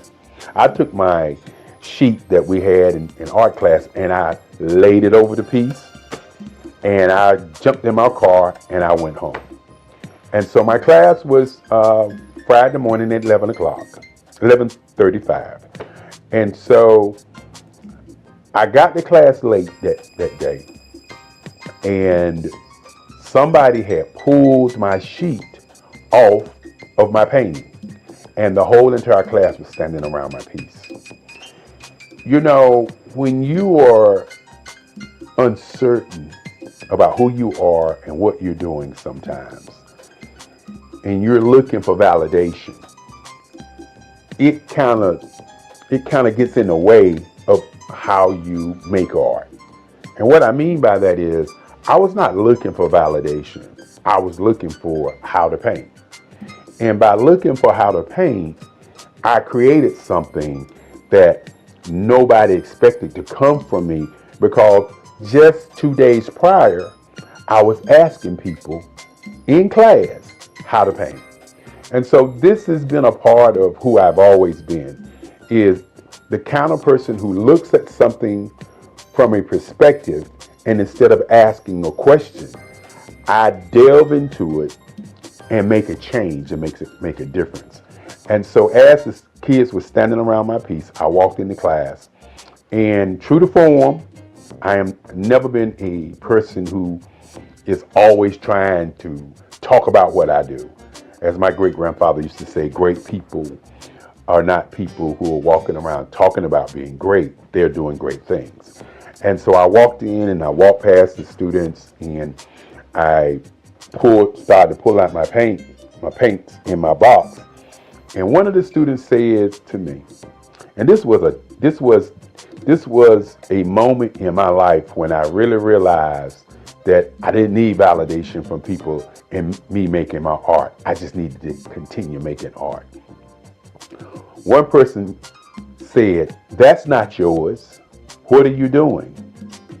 And I turned and I looked at the student, most of us seniors, and I said, "It is mine." I said to them, I worked on it from 4 o'clock until 4 o'clock yesterday morning. And then one of the students just said, "I just can't believe it." And I just turned and began to work on my work.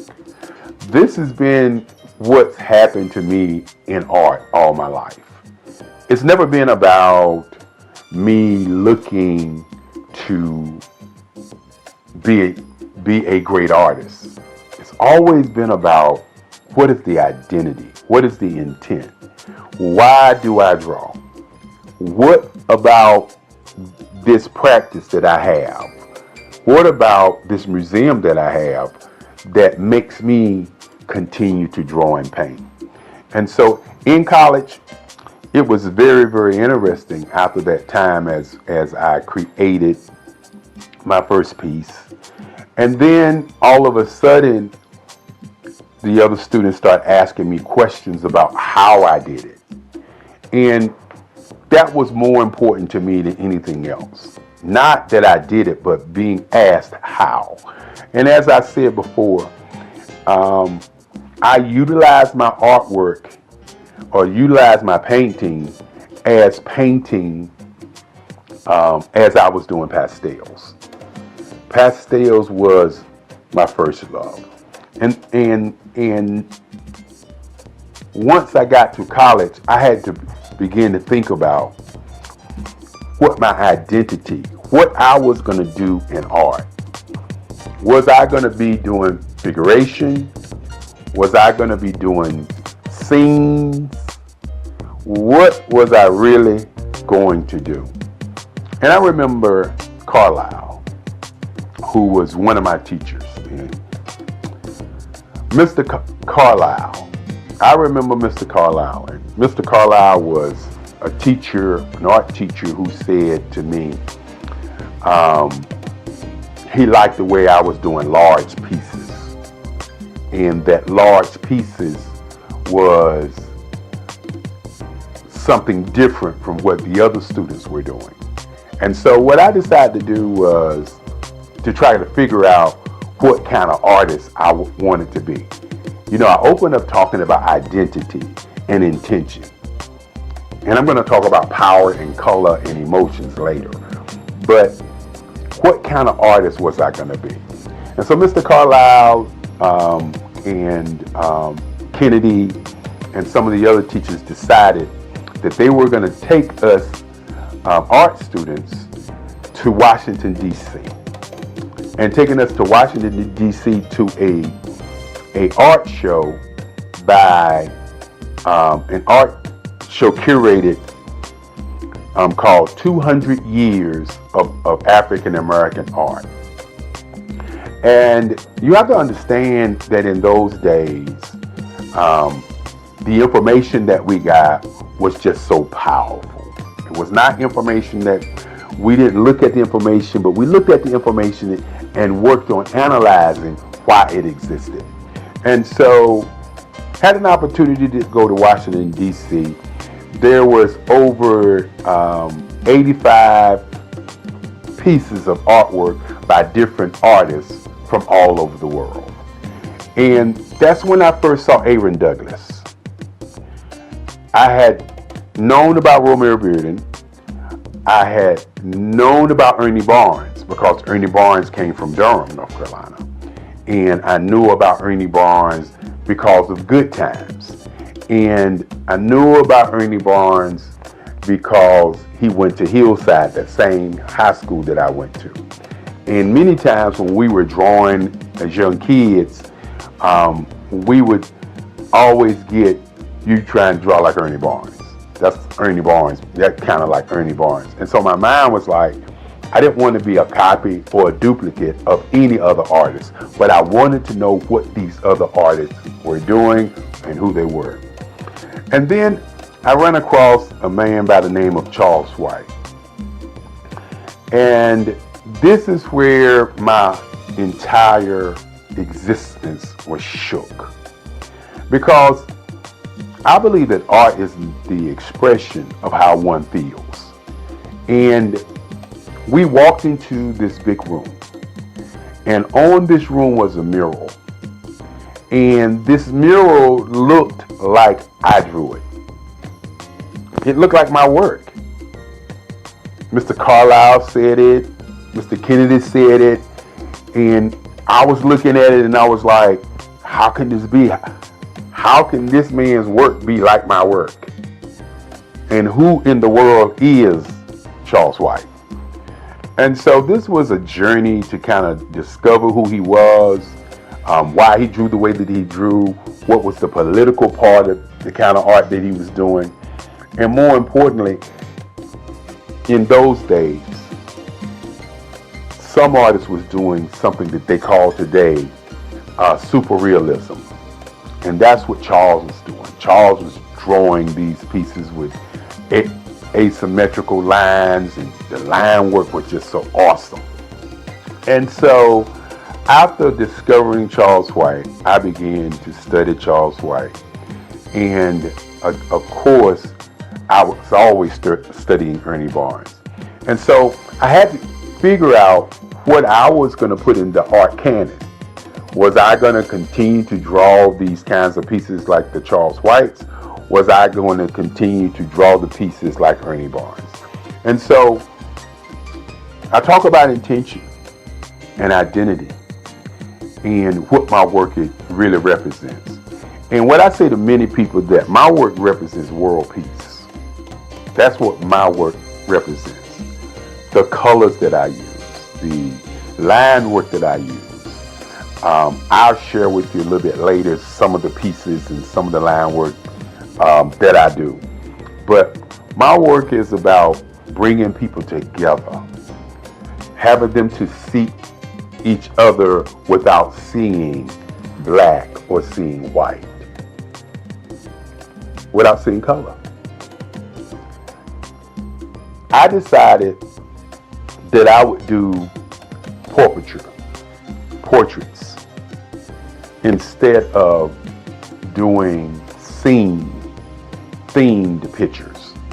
Now I still do theme and scene work also, but I decided that I would do portraiture, that I would do portraits, and that I would take colors and use them as emotional tones. Many times I sit down and then I hear music and I see colors. I hear people having conversations, I see colors. And so I decided that doing portraits of people and how they feel and how they look would be an impact on how people feel. And so I can remember going to New York City during the summers and just sitting on the stoop in Harlem and just watch people go by and just try to see what they were thinking. You know, when they was arguing, how the intensity of that argument was, and the facial expressions. And I was always amazed by how people reacted.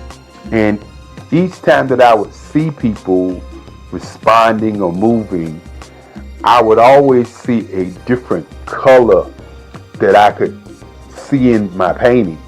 And so I started drawing pieces in colors. And so my work has morphed from just doing the figuration into just doing portraiture, even though my next series of paintings are going to be dedicated to Black women. That's going to be an awesome set of work that I'm going to work on. I can't wait. And so when you look at my work and you look at my portraits, you'll notice that I'm working to capture an emotion. When I do a piece in green and white, I'm looking at capturing an emotion. When I do a piece in a red, white, and blue, or as the Nipsey Hussle piece that I did, or as I would say, the rap piece that I did, which is a piece that shows the California colors, the American colors, and the African colors. And so I'm utilizing all these colors to make you, the viewer, see an emotion and get a feeling from that particular piece. My intent is to push you away from looking at a scene, but looking at how somebody is being seen. And that's what my portraiture work is all about. For the last 20 years, I've worked on work that transcends time. Pieces on my grandmother, my mother, in what I call lines, colors, and emotions. And when you sit back and you think about that first day in college when I didn't know how to paint, and you think about now where I'm painting every day, you can understand what identity for me has always been about. We hear about Black female artists. We hear about white women artists. We hear about white men artists, the Michelangelos, the Monets, and all of these guys, the Picassos. But what we don't hear is about many Black men artists and what is their intent and identity in the Black art canon. I don't want to be revered as a Black artist. And one of the reasons that I moved into doing the kind of work that I'm doing is because I want to be revered as an American artist. I don't want to be revered as a Black man artist, even though I'm a Black man.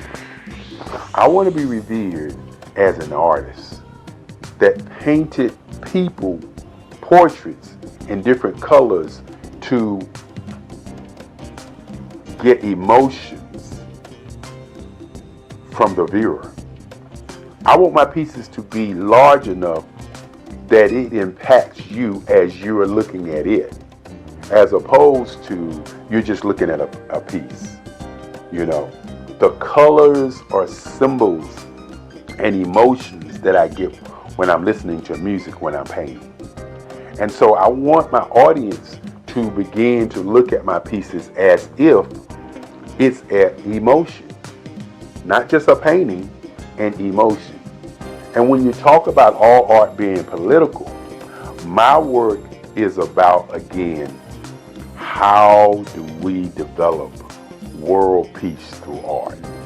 And I believe the way that we get to world peace through art is by stop looking at art as being black or being white and looking at art as an entity of making, or as some people say, as creating a piece where you get emotions, where you get feelings, where you get an idea of what my intent is when I was actually creating or making the art. That is kind of where I am today in terms of my work.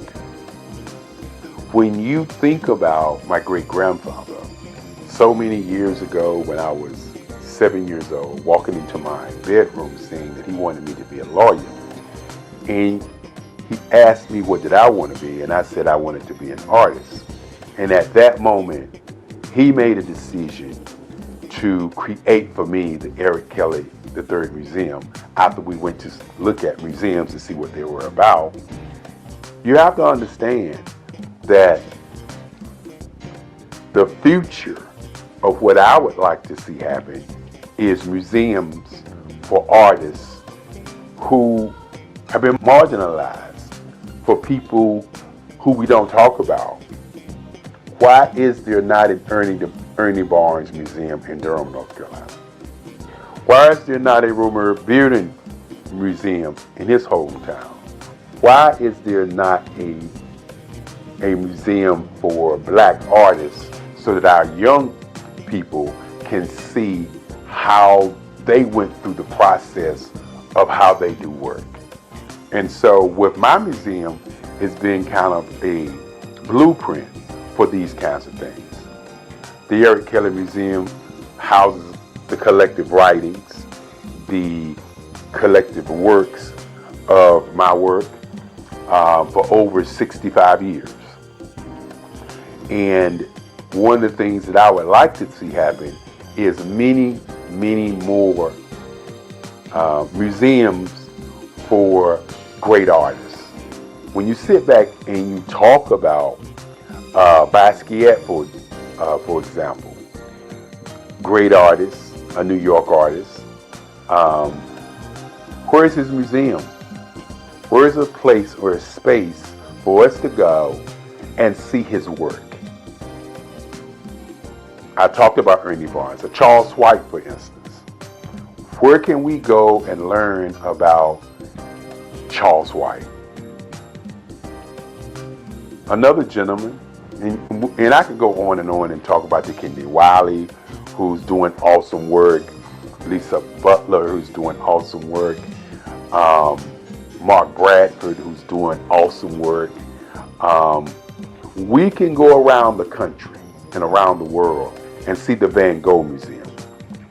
We can see the Richard Steele's work, Clifford Steele, work. We can see all of these white artists around the world. Museums. Where are the black museums for our young people to see the greatness of these artists who have gone on before us? You know, I also do photography work, and Gordon Parks was a great photographer. But think about it for a moment. Other than seeing the exhibit of Gordon Parks photography, where can you go and study him, the man? One of the reasons that I'm doing this video is because when you look at or talk about artists, many times we have people to narrate what was that artist thinking about, okay? And what was he feeling about what he was doing? And you don't get the conversation from the artist. The artists don't talk about the line work. The artists don't talk about the color. The artists don't talk about how he got to where he is. There's always somebody else talking about how he got there. Van Gogh, for instance, they talk about him cutting off his ear and sending it to somebody. They talk about the Starry Night piece. From their perspective, they don't talk about, or we don't hear Van Gogh say, well, the reason I did Starry Night because I was depressed and I thought tonight this was a piece I was studying to do these kinds of things, and this how the Starry Night happened. We don't get that story. So you really don't know the intent.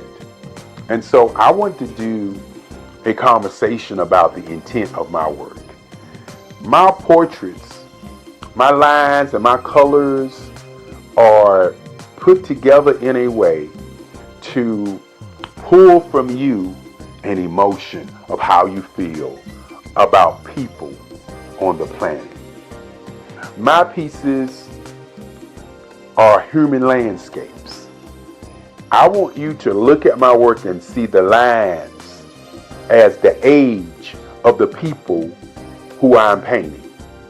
When I talk about sitting in North Carolina on my stoop, or sitting in New York City, or going to Chicago, going to New Orleans, going to California, and going to all these different places and watching people, I want you to understand that I'm watching people to see how they move, how they react, how they respond, what makes them them. And so when you see my work, you may see a piece and say, that looks like this person, or that looks like that person, or that looks like this woman or this man. Well, what I do is I watch people and then I create the feeling that I got from those people. So while my pieces may look like certain folk, in my mind, they are sending out a message of emotion, feelings, and ideas and presence. And that's my intent. My intent is not to just paint pictures and you like them. My intent is to pull something from you deep down. My pieces are spiritual. The lines sometimes remind you of African mask. The lines remind you of lights and darks. The lines remind you of energy, of hope and presence. That's why I do the work that I do. Now, I could easily do figurative work. I could easily do scenes. But I had to ask myself one question. How do I do something that's going to be different, that's going to stand the test of time and say Eric Kelly III was here? And this was his work. This was his style. This is what he was thinking as he did artwork. And so as you look at my work, my earlier pieces, as I said before, were historical pieces, historical places in time. And then you look at my work now, you'll notice that I've morphed into doing work that brings about that whole emotional feeling from you to the work. And that's where we are today.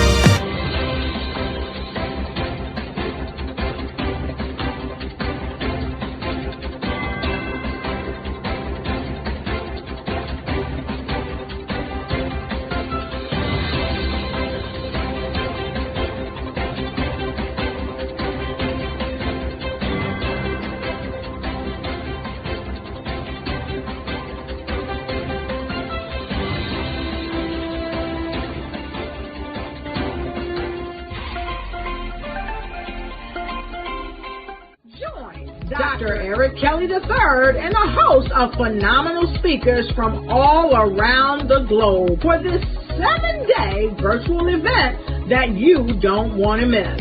The mission of the Black Business Expo is to raise scholarship money from kids all the way from high school all the way from college. The Black Business Olympics is one of the largest Black business showcases in the world. It is an opportunity for businesses and companies to showcase their businesses globally. We are going to be giving away laptops up to $5,000 away to students.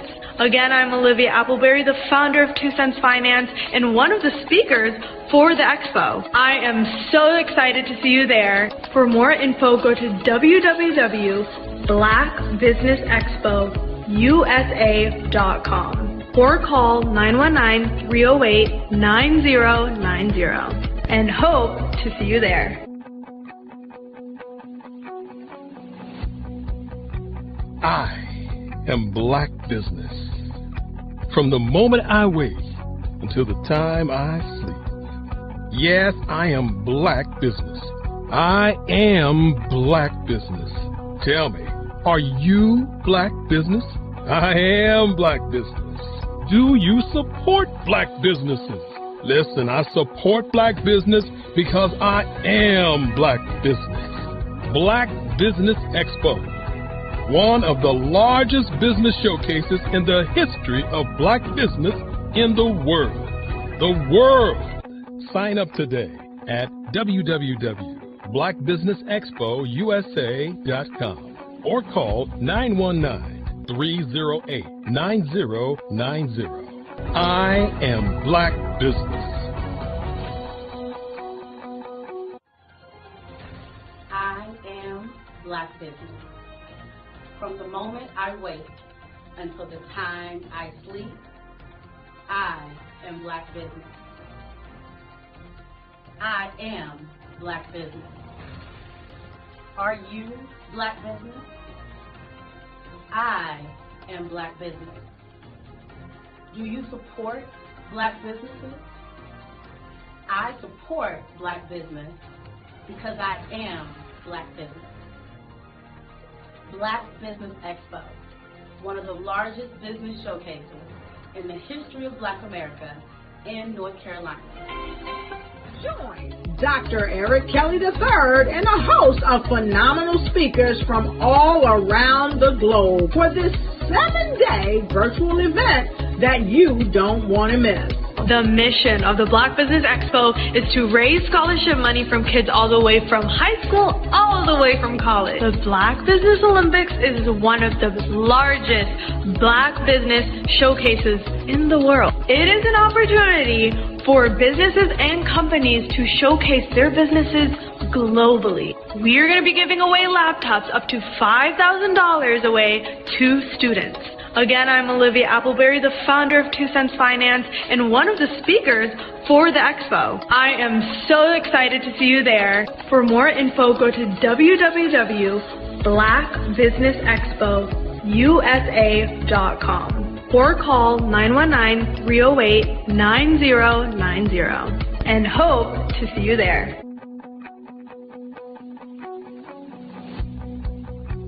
I am Black Business. From the moment I wake until the time I sleep. Yes, I am Black Business. I am Black Business. Tell me, are you Black Business? Black Business Expo, one of the largest business showcases in the history of Black business in the world.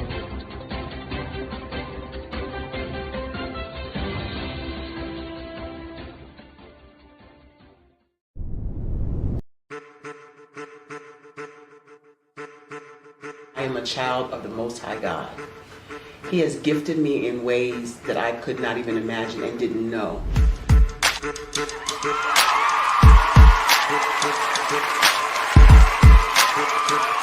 There was a time when I didn't know who I was. I listened to other people tell me who I should be, what I should do. I listened to people telling me that I should be a boutique owner, that I should be a construction manager, that I should be a laborer. Have you ever felt like you should do something else, be something else, go somewhere else, be wherever you wanted to be, and you felt like you were in a box? Anybody in the room? And you couldn't get out? Anybody in the room? And you kept trying to go and you couldn't get out? Anybody in the room? But let me tell you, you need to rock the box. Rock the box.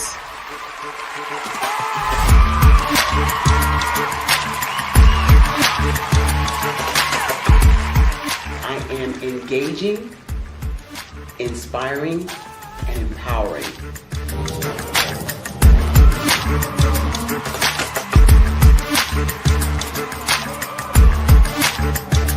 I would give you everything I know. Just by touching you, if I could, by osmosis, give you every single thing I've learned, I've gone through, I know I would. We know that's not possible, but as it is possible, I love to share information with people. Some of you out there, people have told you that you can't be, you can't have, you can't do.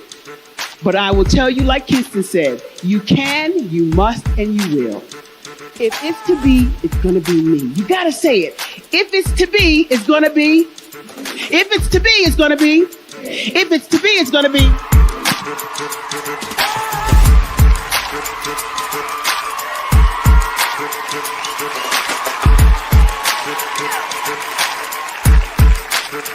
Barbara is because she believed what her mama said about her and not what other people told her.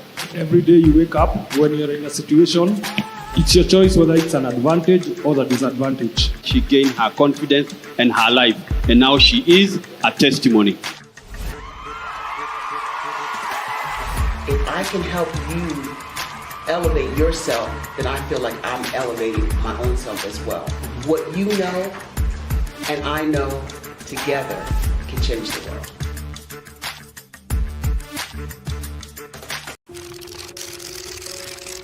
Bravery is not the absence of fear, but the ability to overcome it. We stand for those who defy suppression, who speak out, and those who walk the road less traveled. Everyone deserves to be seen and their voices to be heard. We're sparking a movement, growing a community of creators united by the desire for freedom, choice, equity, and ownership. At Fanbase, it's all for one and one for all. We support each other to guide, promote, and uplift you in a place where you can unapologetically be yourself. A place where your voice, ideas, and creativity are not just welcomed, but celebrated. We are Black founded, minority funded, and supported by a diverse, inclusive, powerful community that believes in the strength of authenticity and individual choice. Regardless of success or background, we welcome you, the marginalized, the underappreciated, the successful, the superstar. We're for all who seek a space to express themselves freely, where they are rewarded for being their authentic, true self. We transcend labels because only we have the right to define ourselves. We are built for the brave, the culture, the creators, and for the future where everyone has the power to shape their own destiny, where all are empowered, voices are amplified, and freedom is embraced. For the first time, you have a chance to own the platform you helped make popular. It's a revolution, a movement in how we connect, create, and share. Everyone is a creator, and everyone has a fan base. Here, you can be you without limits.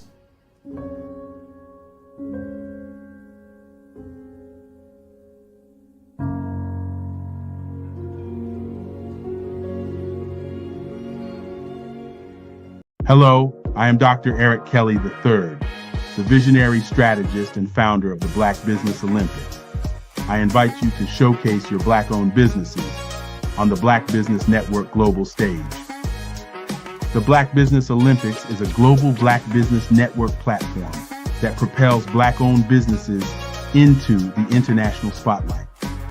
By showcasing your business on the Black Business Olympics platform, you can reach a worldwide audience of potential customers, partners, and investors. You can also establish yourself as a thought leader and expert in your field, attract lucrative partnerships, and more speaking engagements. In addition, the Black Business Olympics platform provides a valuable opportunity to connect and collaborate with like-minded entrepreneurs and business professionals from around the world. This can lead to new business opportunities, ideas, and relationships. Finally, by sharing your story and expertise on the Black Business Olympics platform, you can inspire and empower others.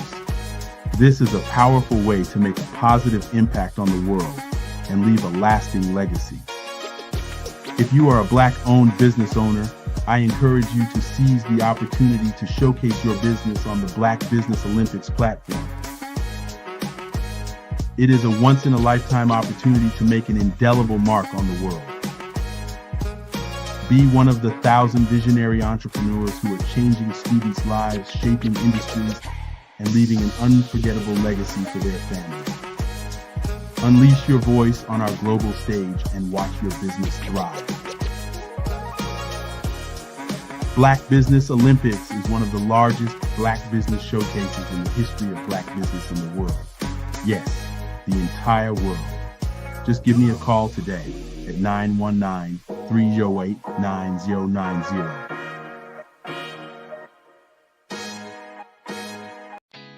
Did you know women represent just 3% of Fortune 500 CEOs and less than 15% of corporate executives at top companies worldwide? Have you wondered what the secrets are to getting into the top ranks, whether in the private or public sector? Do you want to figure out how to stop being held back in your career or passed over for promotion? Then you're in the right place. Hi, I'm Dr. Madeline Ann Lewis, President and CEO of the Executive Women's Success Institute. I have decades of experience in the military, the federal government, and corporate America, and my mission is to help women succeed and tap into their full potential. I want to reach 1 million plus women around the world to become the leaders they are meant to be. So if you want to move into a management or executive level position, or maybe you are a female veteran transitioning out of the military into business entrepreneurship, then reach out to the Executive Women's Success Institute at 301-693-3284. Let us get you on the fast track to success.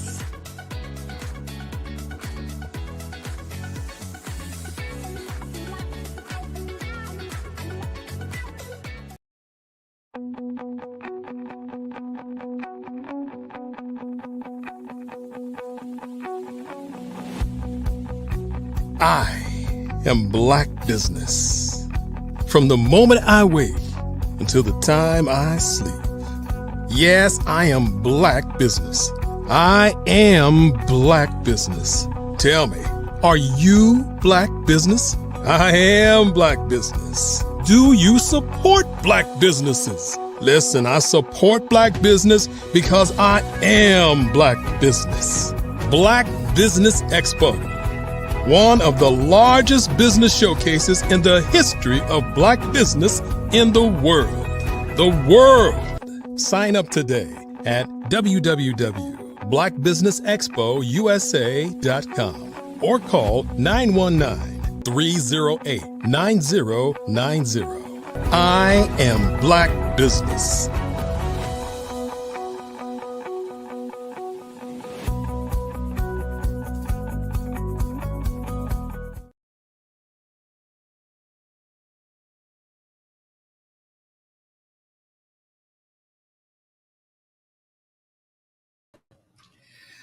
Good day, business owners, entrepreneurs, thought leaders, and corporations.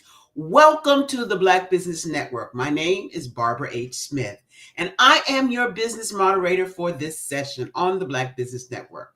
The Black Business Network is a 24-hour business network showcasing Black businesses, Black business owners, entrepreneurs, and thought leaders worldwide.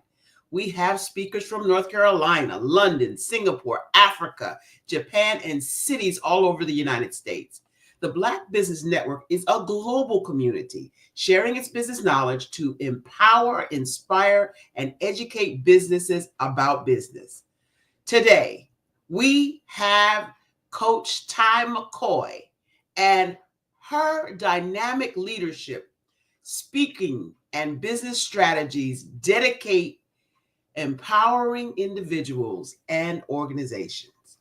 As the founder and CEO of Steps to Connect Coaching and Consulting Services and the nonprofit Build Not Break, she specializes in leadership, confidence, and success coaching. A girl after my own heart. A certified professional training and development coach, Coach Ty is also the host of Tough Talk Today on WPCE 95.3 FM, an author and a sought-after mentor. With a master's in business management, she is committed to strengthening communities by fostering personal and professional growth. Like I said, my sister. Her motto, people are my business and I take care of my business. I present to you Coach Ty McCoy.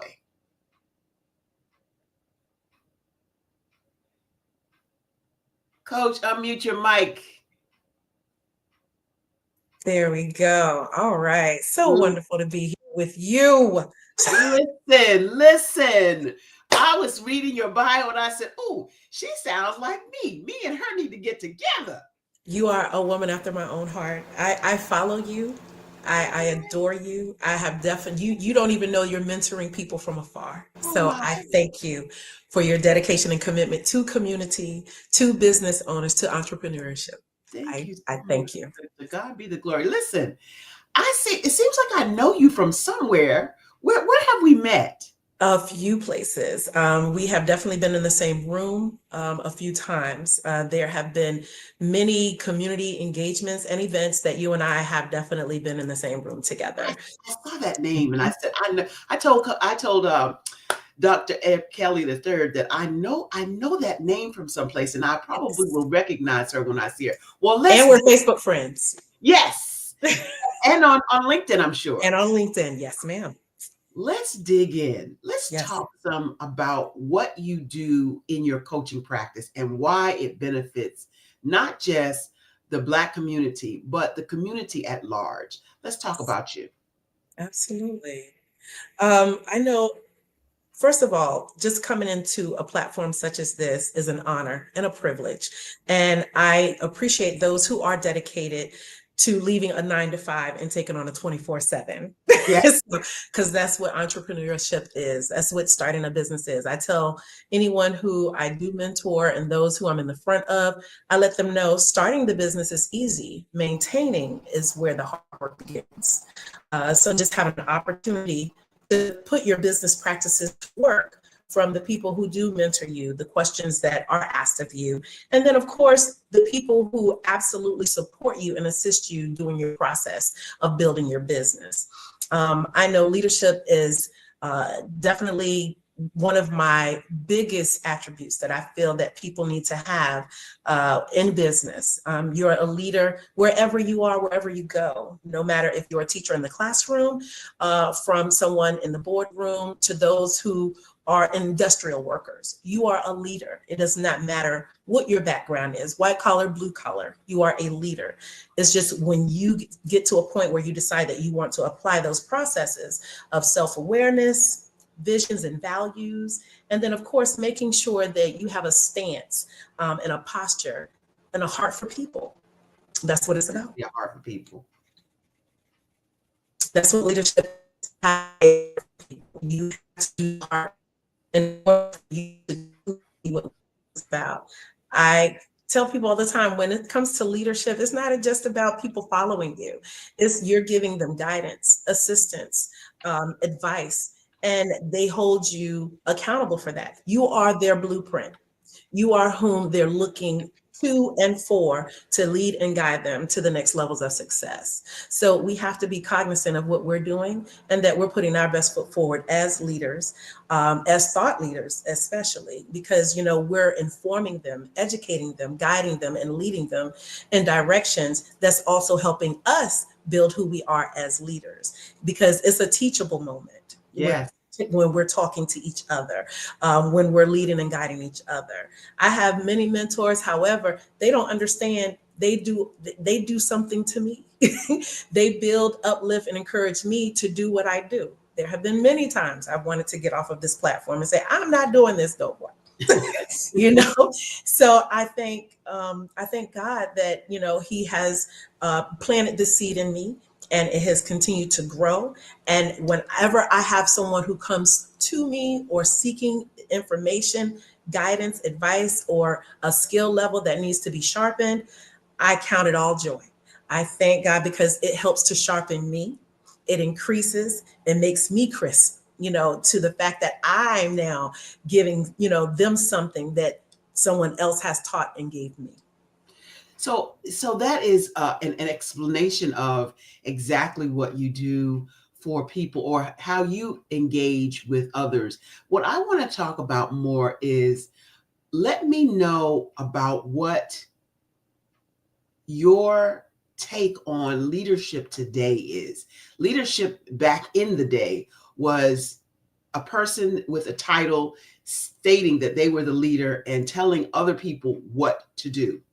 That is not what happens today, and that is not what we need today. Today, we need a different type of leadership.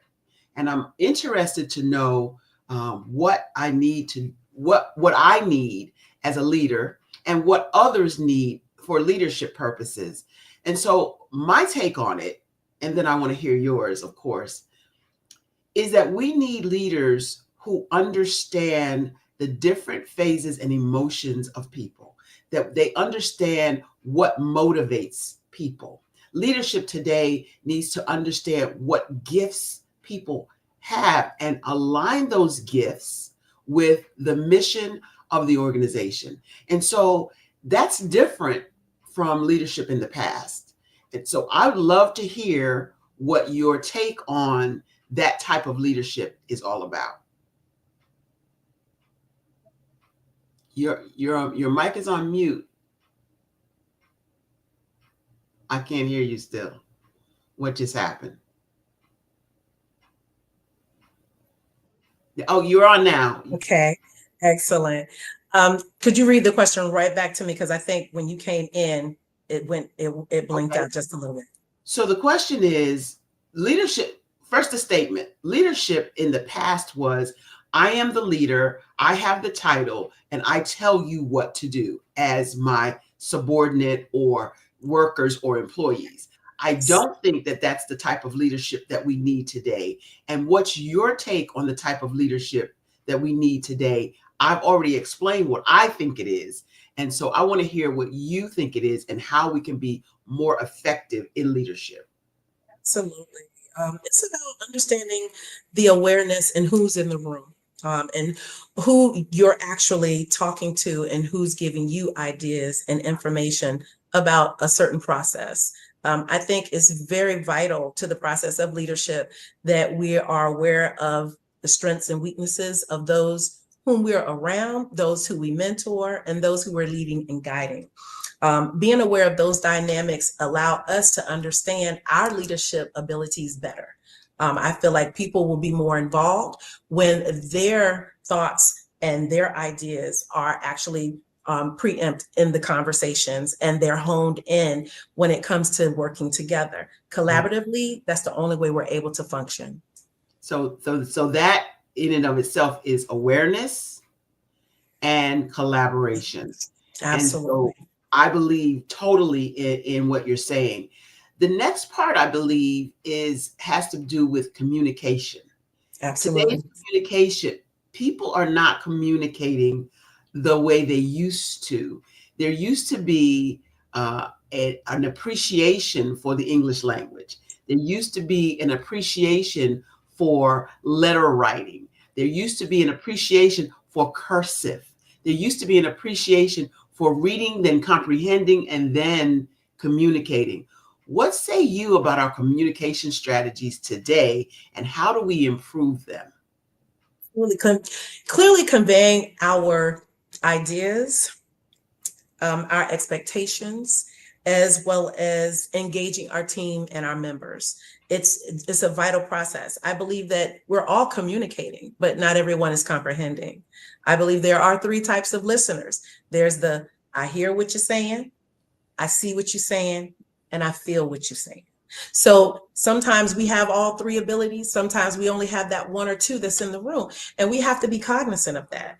Whom are we communicating with? And who is comprehending the information that we are divulging? So we want to make sure that we're adhering to those people's abilities and we're understanding what type of listener is in the room. So that's vital to that process of communication. But we all talking.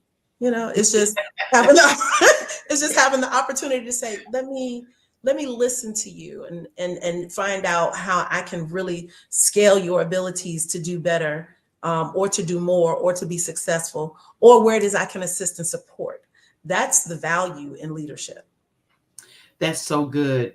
You said a couple of things that I want to just dig deeper into. When you said there are three types of communications. I think the misnomer in that is when we communicate, we think, we, the collective we, think we may have to talk. We have to talk our response, our thoughts. But there's also a very integral part of communication, and that's listening. Because you have to listen for understanding. And what I like to do is repeat back or echo back. If I understood you correctly, you said this, that, or the third. Because how you, I, or anyone else explains something is not in our intention. That's the other part. The intent of what I'm saying. Absolutely. My intention may be lost in translation because of the three modes of communication: the listener, the sender, and the communication itself. It could get messed up. You and I both can be standing in a room listening to a speaker, and the speaker is speaking to everyone. And I turn to you, Coach Ty, and say, what did you understand? And you turn to me and say, what did you understand? And it could be the same message coming forth and two totally different perspectives about what we both just heard. Yes, ma'am. So how do you make sure, I say, if I understand you correctly when I'm dealing with clients or audience or whatever, but how do you make sure that your message, your intent and your message are being totally and clearly understood by your audience? Absolutely. We do know that 100% of what we say, only 30% is heard. So I do want to be able to let people know it's vital that you talk about the things that you know are definite and impressionable, and those things that are going to be key factors to the audience that you are discussing, talking to, and collaborating with. So making sure that I'm giving the facts, the truths, and what it is that I am saying. They're going to be able to take those things with them and not be long-winded. It's okay to cut down. As long as you're speaking about something that you're passionate about, you're going to know how to emphasize what's important and what's not, because those are the things that are going to be key when someone is talking or listening to you in a room full of people. Because like you said, everyone is, retaining the information, but everyone's perception is completely and totally different. So the awareness of what you say, making it, the facts and the truth, and speaking passionately about those things so that the audience can identify with what it is that you're saying. They are able to take those key factors with them. And like I said, if they are those three types of communicators, they're going to adhere and receive it one or three of those ways. That's so good. How do you make sure they're understanding what you're conveying, though? That's the tricky part, especially when you're teaching or when you are presenting. How do you make sure that your audience members or coaching understand what you're conveying? Well, understanding the room, reading the room, as the new saying goes. Making sure that I'm speaking clearly and I'm understanding what it is that they're needing from me. A lot of times we go into a room, we're not understanding whom we're talking to and who's receiving the message. But we have to understand our audience as well. Are they here just to, be seen or see me, or are they here to really take away? I'm a person who I love when I'm just a one-on-one. I'm here to leave something and I'm here to take something away from whatever the conversation involves. It's not just about me. That's good. So how do you're talking about integrating and reflecting. How do you balance your self-awareness with the needs of your team when you make decisions? Staying focused on, the continual growth of what it is that we're implementing or that we're collaborating.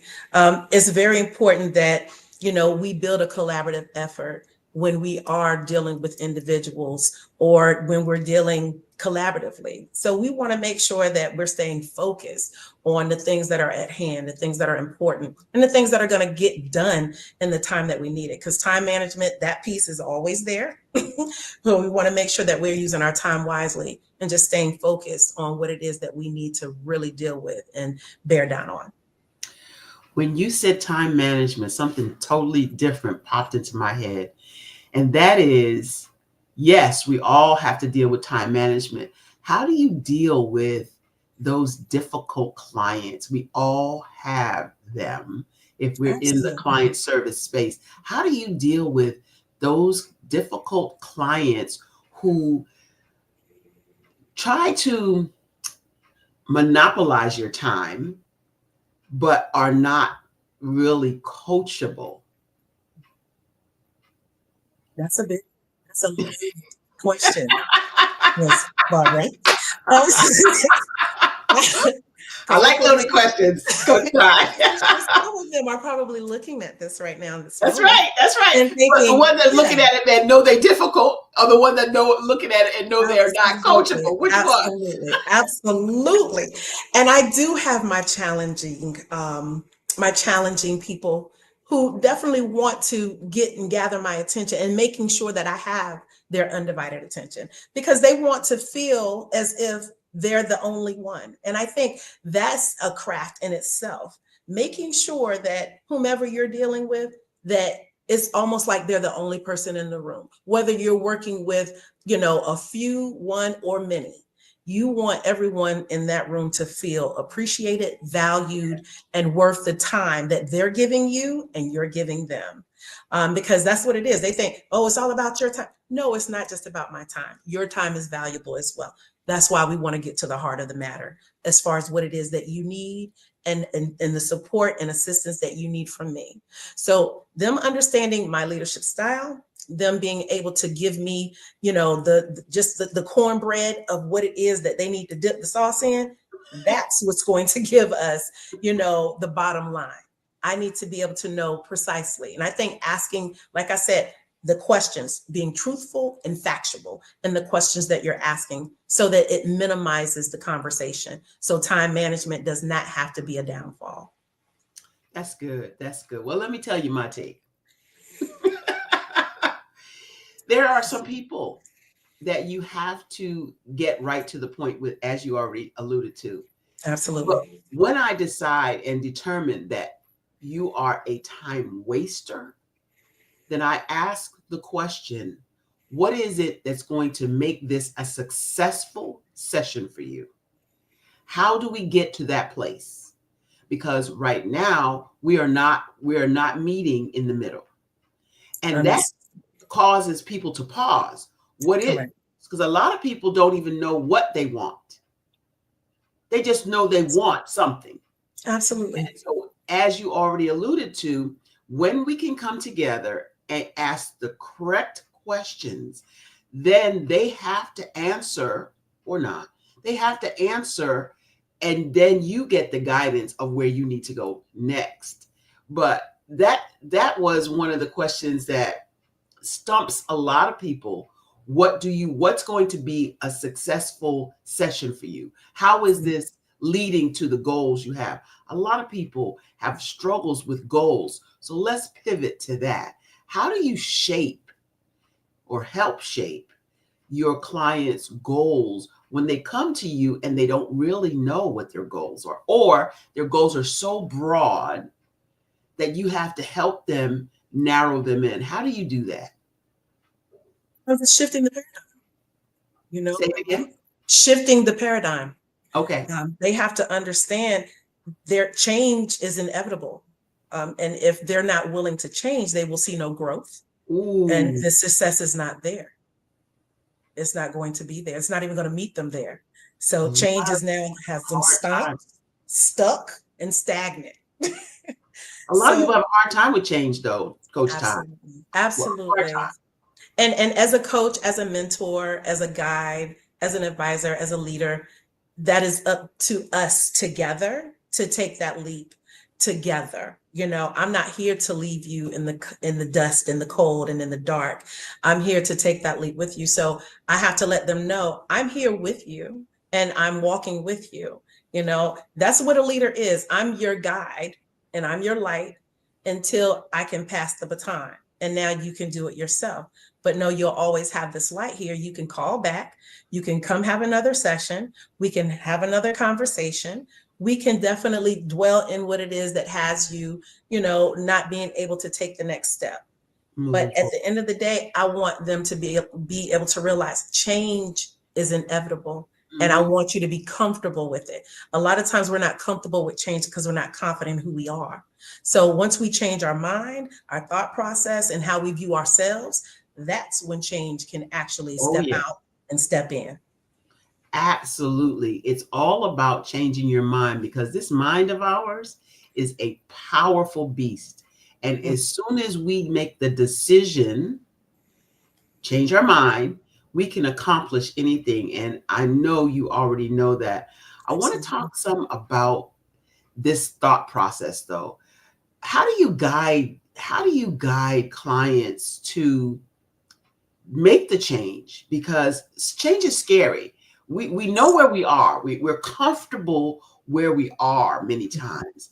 But how do you get them to the place where they accept or understand or see the change that is needed in order for them to reach whatever goal it is?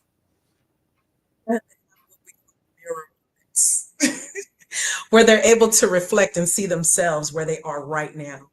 And then I ask them, if you had an opportunity to change something right now, what would it be? They have to look at themselves, not the people in the room, not the people back there, not the people on the side, but right here in front of you.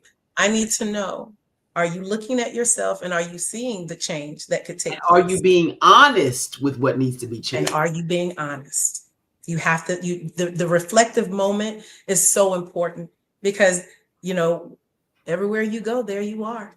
So you have to, so if you don't want to change and you don't find yourself being the common denominator in situations that are not working for you, then I need you to be reflective. I need you to be able to look at those moments, you know, the relationships that you've built, people who are at work, in the home, family, anything that is intimate relationships outside of, you have to be reflective. Let me look at myself to see what issues and situations and problems I'm having. What can I change about me? Not the person in front of, not the people on the side, not the people in the back, but this person staring right at me every day that I get up.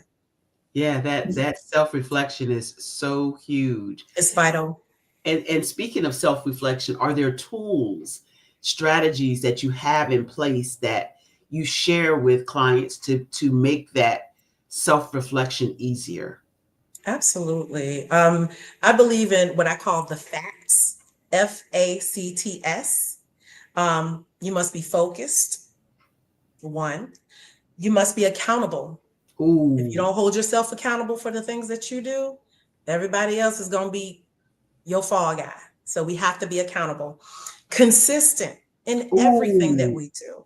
We have to maintain consistency, assuring ourselves that we're not just stepping outside of the box to do things that don't, you know, necessarily reflect who we are as individuals, but are we doing things to correct who we are as individuals? So that consistency is key. Then trained. Are you training your mind, your thought process? How are you involving, other things around you to help make the change? If you incorporate those things that are important to you, that are not going to lead you astray, then we can train our minds and set ourselves up for change and success. And then, of course, skilled. Are you upskilling the things that are necessary for you to do better? How are you involving your personal and professional development? What are you doing differently? How are you upskilling yourself? So those are the facts. I love that, because you stepped on my toes a couple of times. When you said consistency, I started thinking about my eating plan. Not the eating plan. The eating plan. Like we supposed to consistently not be eating stuff with sugar. And anyway, I digressed. Understood. But yes, those are the facts of life. I love that. Do you have that in a way that people can reach out to you and get that? What are the facts? Absolutely. Tell us how to get that from you. Absolutely. You can visit my website at www.steps2connect.org. Give it to and us. Just send me an email and I can send you that information. Give it to us again. That is www.steps2connect.org. That is so good. And then I think T, what was T again? The T, train your mind and your thought process. Because once you train your mind, the mind will follow, the body will follow. You're going to do the things in harmony. That's so good. That's so good, because that's my lane right there. Training professionally, personally, always growing, always listening, always looking for other ways to come up higher and be better. Absolutely. So still talking about this strategy of coaching. Yes. Can you provide an example of how you empowered a team member to take the initiative and to succeed? Absolutely. Take an initiative for you to do the things that you're comfortable doing. A lot of times I want people to feel comfortable and confident in what it is that they feel is new or indifferent to them. You're able to take on a new task, new, directions, new abilities for you to do the work that matters to you. So just empowering them and giving them the knowledge and the information and the education and the support that's necessary will allow your team, individual or collaboratively, to do above and beyond. They have to feel and know that the things that they are talking to you about, you are involving them in. You're not just taking the information and, we're going to table that, and it never gets resolved. So now it's just sitting information, great information, but people will be more involved when you are actually involving their ideas, their thoughts, and the things that matter to them. You're going to see your best work come out of those that you work with. Whether you're mentoring, leading, advising, supervising, you're going to see the best work. That's good. That's good. As you were talking, I was thinking about all of these unexpected layoffs. What do you say about how do you empower or encourage those who are now unemployed, yes, without maybe a direction to work? Like, what do we do? How do we go forward? What's the next step? What's the initiative? How do I navigate from here? What would you say to some of the people who have been laid off? This is tough. We're living in an economical era now where people are seeing things develop that's not going to be on their side. So they do have to take the necessary information, knowledge, learning techniques, and skill that they did gather at one place and now take it to another. And a lot of times, they have to look at their resume and know and understand this is what you're doing now. what is it that you want to do going forward? You know, so you have to be a visionary when it comes to now looking forward and outward about the things that you're now trying to accomplish. So we can't always rely on what's on that paper. Now Right. we have to get in those interviews and start talking to people about what I know I'm capable of doing and what I want to do in the future and the things that I know I'm going to continue to do moving forward. So that's important. You have to be a visionary, and you can't allow yourself to stay in those stupors either. You have to build yourself up. You have to encourage yourself. You have to, one of the facts, stay skilled, stay trained, stay consistent. Use every single platform that's available to you to, you know, to make yourself known and keep your presence persistent. It is important that people know who you are and what you're capable of doing and what you're doing now. You just hit on a whole bunch. You dropped a whole bunch of nuggets right there. One of the things that I heard without your saying is self-inventory. I heard self-inventory. You got to know what, number one, you are skilled at doing. Number two, what you enjoy doing, because maybe this is the time that you need to pivot. It reminds me of when COVID hit.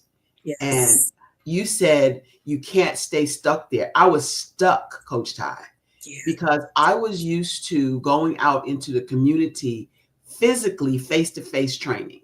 Yes. Well, what happened when COVID hit with face-to-face training? It disappeared. Absolutely.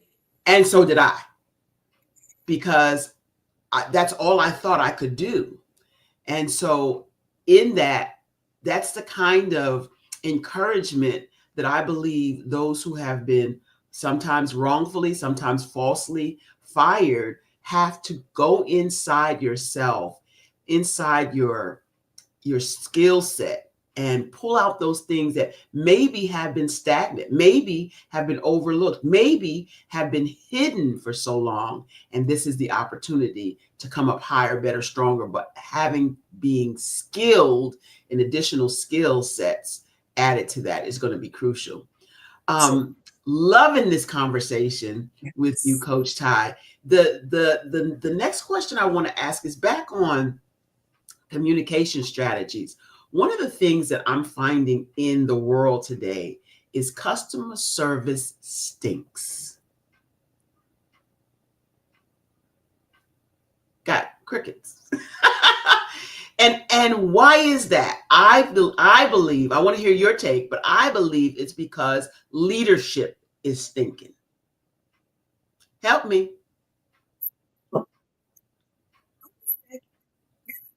I have to say, on the station this morning, we did speak about customer service. And I told them, I said, well, people used to call me, you know, the customer service queen. You know, that's actually when I started Steps to Connect. That was actually going to be the lane that I wanted to operate in. Well, I would go to different businesses, whether it was on the phone, whether it was in person, or even on Zoom.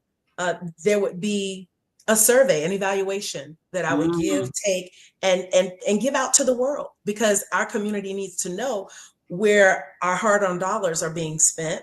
If the service is not good, if it's not to your standard, you know, as far as what the people are supposed to be providing, don't go there. And it is leadership, because it starts from the head. Yeah. It does. So however you're treating your people, and this goes out to everyone who are business owners, however you're treating your people on the inside, that's what's going to be reflected on the outside. That's how they're going to treat the people whom you serve and provide resources for. So it is very, very vital that you treat your people with respect, value, morale is good, the climate is high, and you're setting a standard and being a blueprint yourself as a leader. So it starts at home. It starts in the business. And if you're not showing your people how to treat those whom you're serving and providing resources for, it will not be a good look for you. Reviews will be low. You will not make the dimes and dollars that you would think. And absolutely, you're going to have a revolving door. Retention is going to be high. Yeah. Yeah. Well, I would like to add to that. It's the heart. Customer service is the heart of your business. It's about it's the the people. heart of your business, because from the heart, your mouth's going to speak. Absolutely. So if you are treating your employees with care, empathy, compassion, understanding, listening, communication, then they're going to treat your employee, your customers with that same care, compassion, understanding, empathy, all of the things.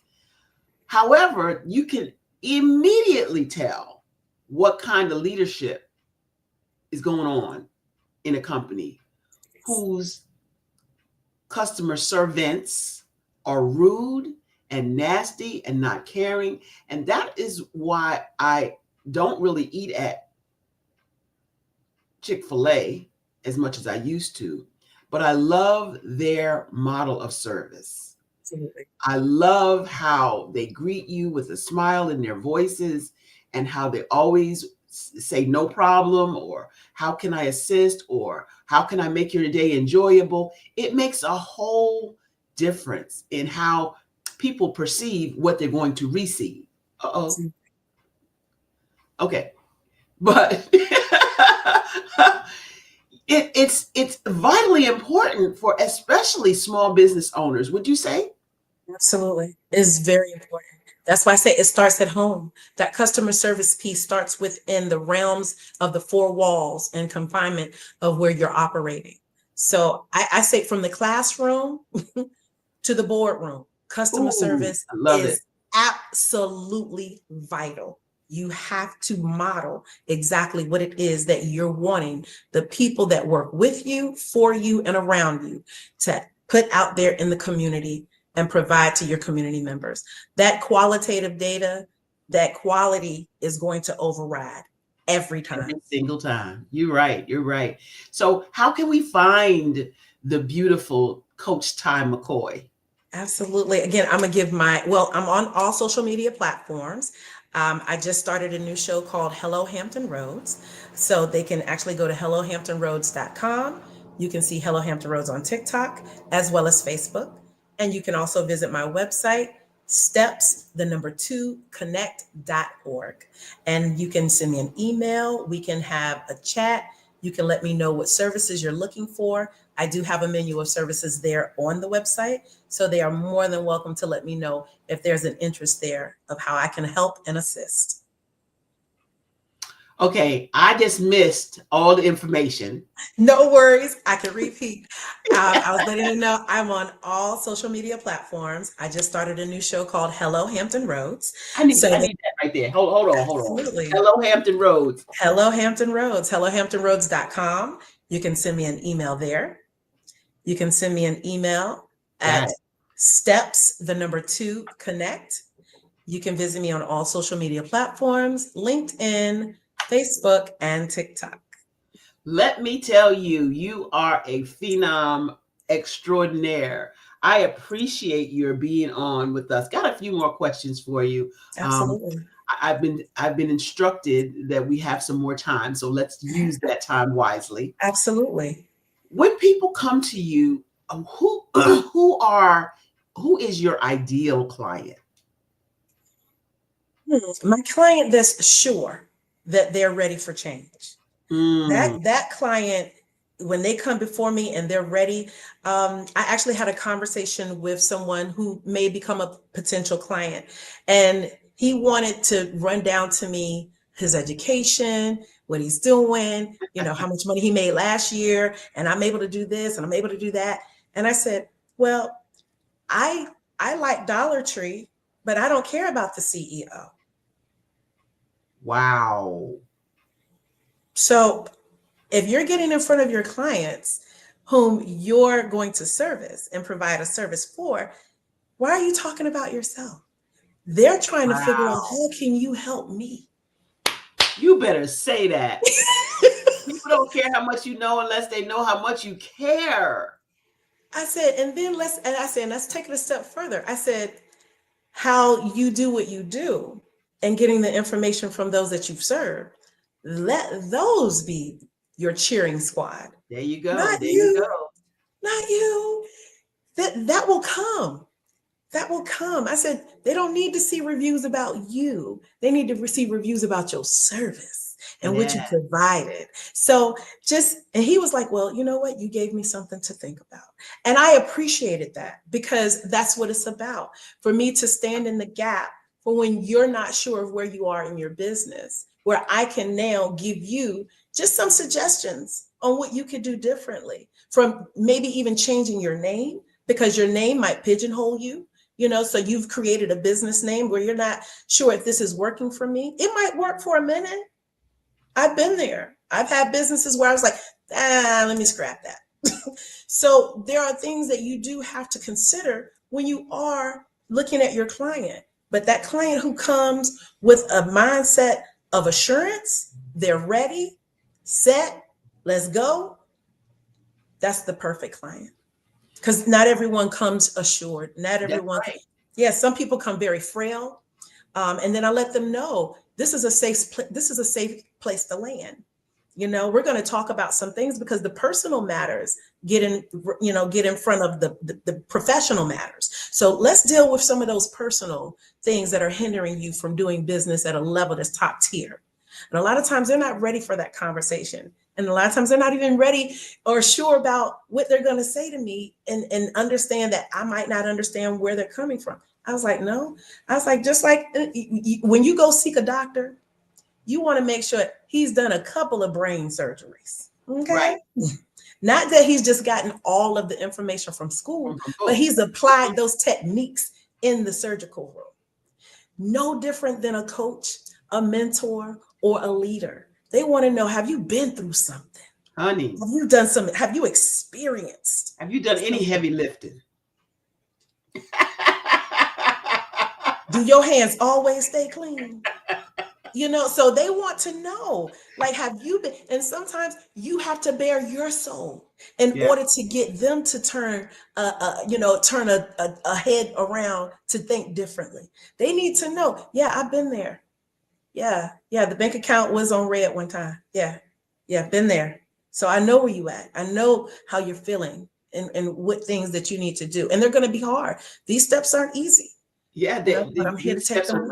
Are not definitely not easy, because here when you're training and when you're teaching and when you're coaching, you don't always, people look at you and say, wow, she's really made it, but you don't always know the trouble and the struggle, because the struggle is definitely real.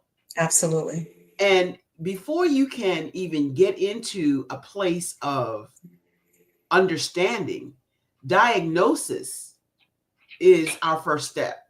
In Business and Associates, we diagnose first.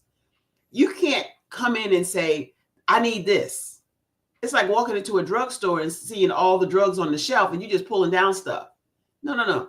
You have to know, as a coach, you have to understand what these clients, prospective clients, are going through or having gone through or need before you can give them any kind of design for an implementation strategy. So I'm so grateful to be here today to have this conversation with you on the Black Business Network, because you have uncovered all kinds of nuggets that help us understand what we need to do as coaches, but also what our clients coming to us may need to be in expectation of. Because I think people want, first of all, I gotta say, the word coach today is so overused. I almost hate to call myself coach, even though a lot of people call me coach. I almost hate that word. And why, that's another question for you. Why is it so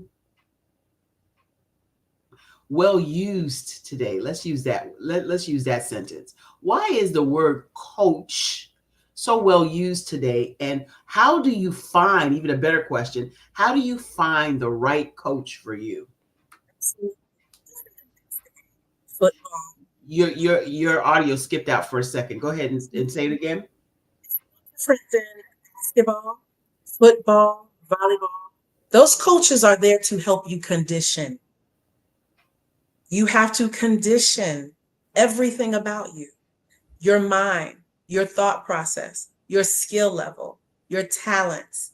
That's what coaching is. That's what it's about. except for they're doing it on a physicality situation.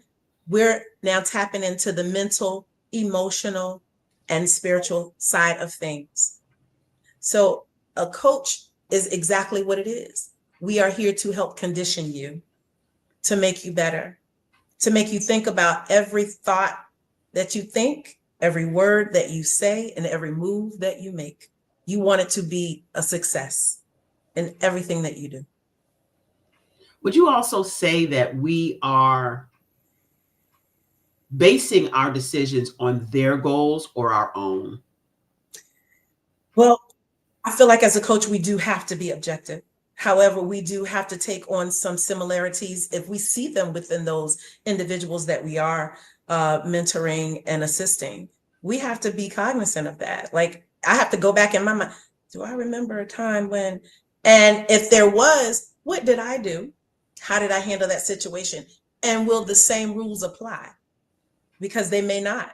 So I have to look at their situation as an individual, not as a collective of what I think and what I feel. Those things may not work for me. So I have to set aside my beliefs, because a lot of times they call that the mental model. What is your mental model when it comes to those clients and individuals that you serve? My mental model may be, I have to be objective. I have to listen to them, what their goals are, what expectations they're looking for from me, and how they're needing and willingness to actually do what is required for the change to take place. So that's what it's about. So there is a thin line between coaching and therapy. There's a thin line. And as coaches, we are never to cross that line. Correct. So how do you, or when do you refer a person, or do you refer a person to a psychological or psychology professional when they come to you? Well, when I see that the work that I'm divulging is going deeper than the heart. Now, this is internal, and this is a situation that we now need to focus on, because it's really, it has you at a place where you're not able to pivot.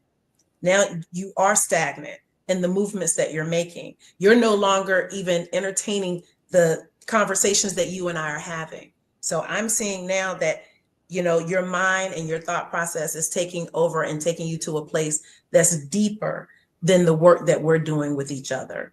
Now I have to definitely turn this over to another professional that's able to take a deeper dive and help you collectively and individually with what's going on with you personally or professionally. Okay. So I want to clarify, so for people who may not know the difference, a psychologist, a psychiatrist is concerned about the things that are keeping you from moving forward based on your past. Correct. A coach is concerned about your goals and aspirations that you have right now that you want to move forward with. And the two, though sometimes cross, have to be differentiated so that people understand what a coach does and what a coach does not do.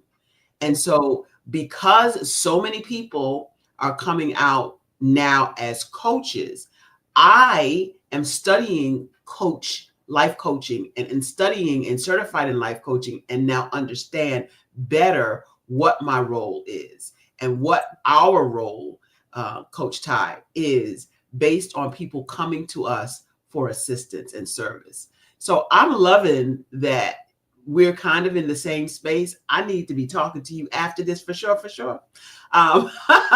And I want people to know how they can get in touch with Coach Ty. Once again, for those of you who are just joining, or for the people in the back, please tell them how they can get in touch with Coach Ty McCoy.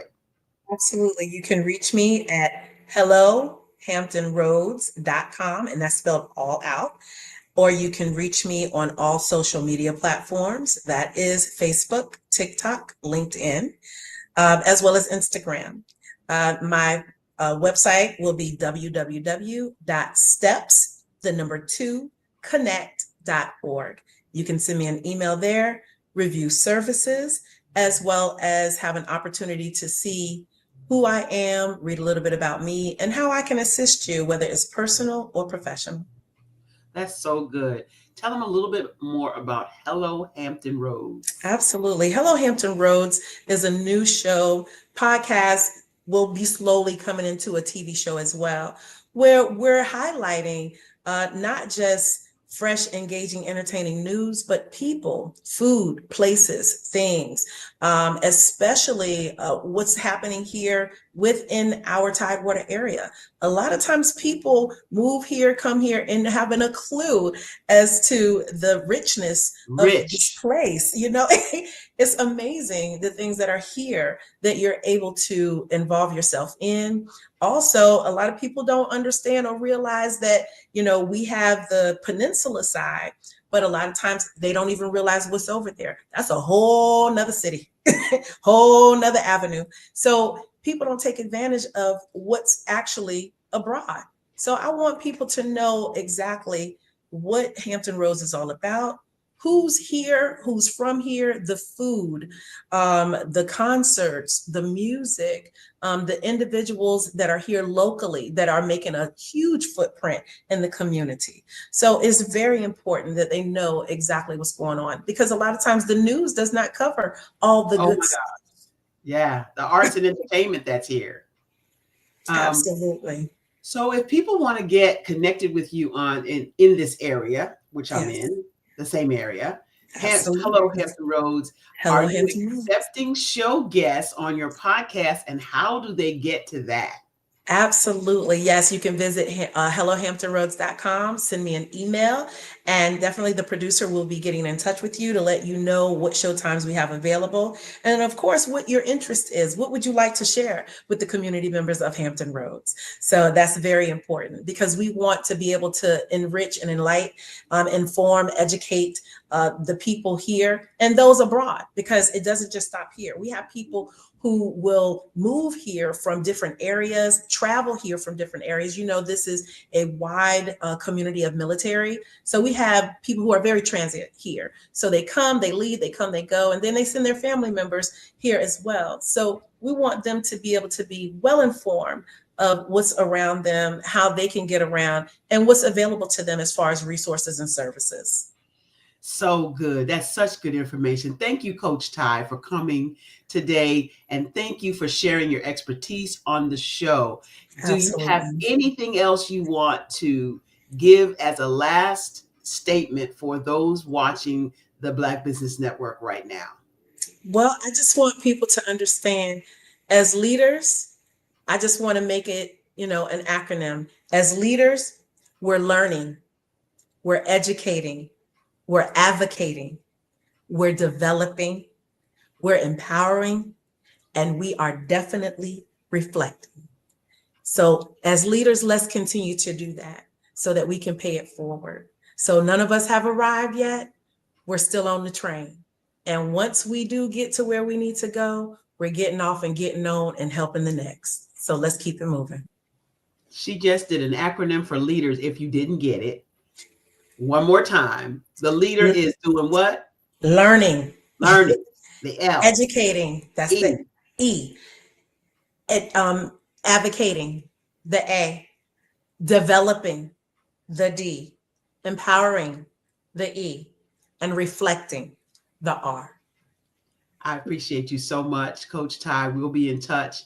Genius is common, and I'll see you on the other side. Thank you all so much. This has been a pleasure.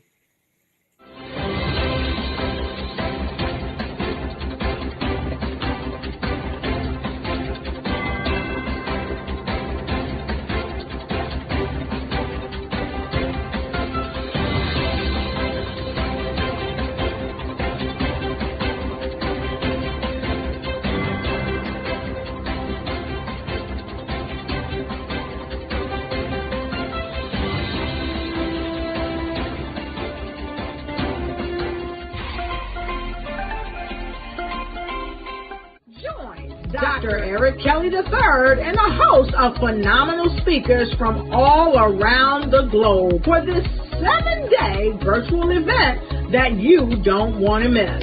The mission of the Black Business Expo is to raise scholarship money from kids all the way from high school, all the way from college. The Black Business Olympics is one of the largest Black business showcases in the world. It is an opportunity for businesses and companies to showcase their businesses globally. We are going to be giving away laptops up to $5,000 away to students. Again, I'm Olivia Appleberry, the founder of 2 Cents Finance and one of the speakers for the expo. I am so excited to see you there. For more info, go to www.blackbusinessexpousa.com or call 919-308-9090 and hope to see you there. I am Black Business. From the moment I wake until the time I sleep. Yes, I am Black Business. I am Black Business. Tell me, are you Black Business? I am Black Business. Do you support Black businesses? Listen, I support Black business because I am Black Business. Black Business Expo, one of the largest business showcases in the history of Black business in the world. The world! Sign up today at www.blackbusinessexpousa.com or call 919-308-9090. I am Black Business. I am Black Business. From the moment I wake until the time I sleep, I am Black Business. I am Black Business. Are you Black Business? I am Black Business. Do you support Black businesses? I support Black business because I am Black Business.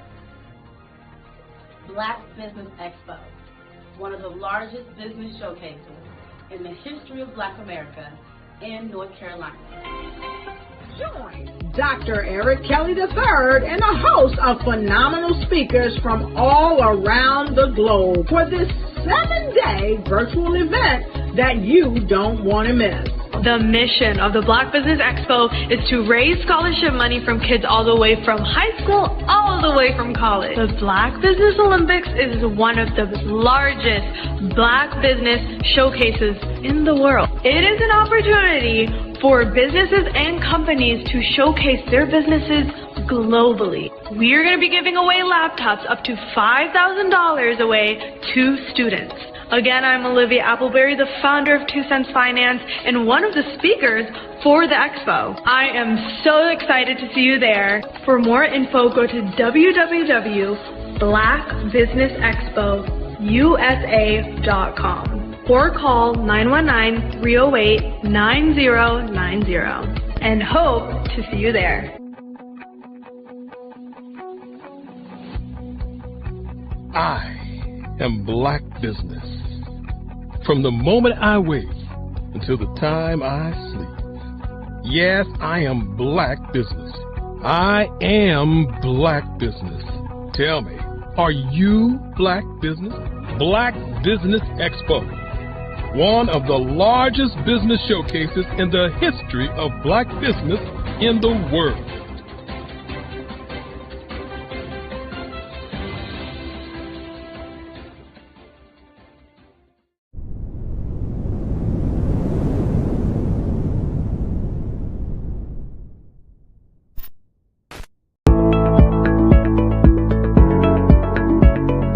Prepare for what's coming and dominate in economic winter. Stand strong and thrive by showcasing your great products and services globally through the Black Business Network and Black Business Olympics. The Black Business Network has showcased over 2,000 companies with over $7 billion in sales each year. Over 10 million attendees have viewed the rebroadcast each month. Through the Black Business Olympics, Unique styles of business training and mentoring are turning students into business owners and entrepreneurial warriors who will dominate in any economy. Gain the ultimate advantage of the Black Business Olympics, 7 days of unbelievable topics and speakers speaking around the globe. Donate your time and experience to provide expertise and scholarships to students worldwide and change the world. Now, more than ever, new insights, tools, strategies, and capabilities are needed. This is your chance for a major presentation to the world. Fill out the form and join the more than 2,000 speakers who have presented to over 200 countries.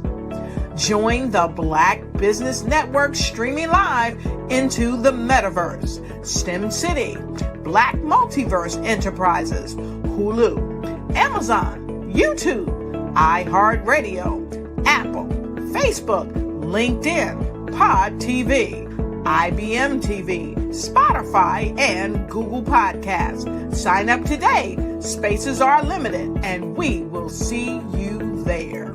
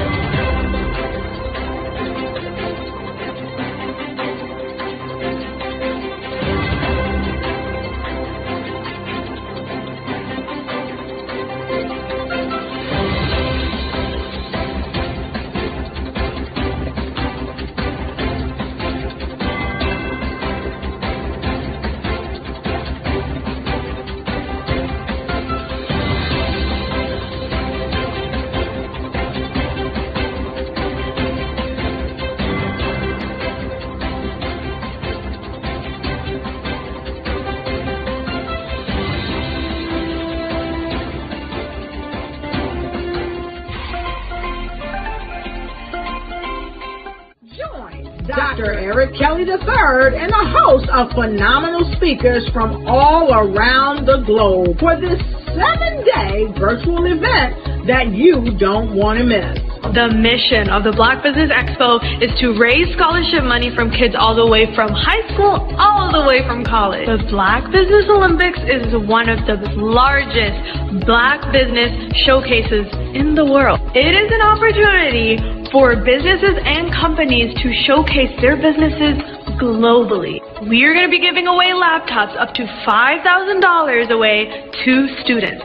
Again, I'm Olivia Appleberry, the founder of 2 Cents Finance and one of the speakers for the expo. I am so excited to see you there. For more info, go to www.blackbusinessexpousa.com or call 919-308-9090 and hope to see you there. I am Black.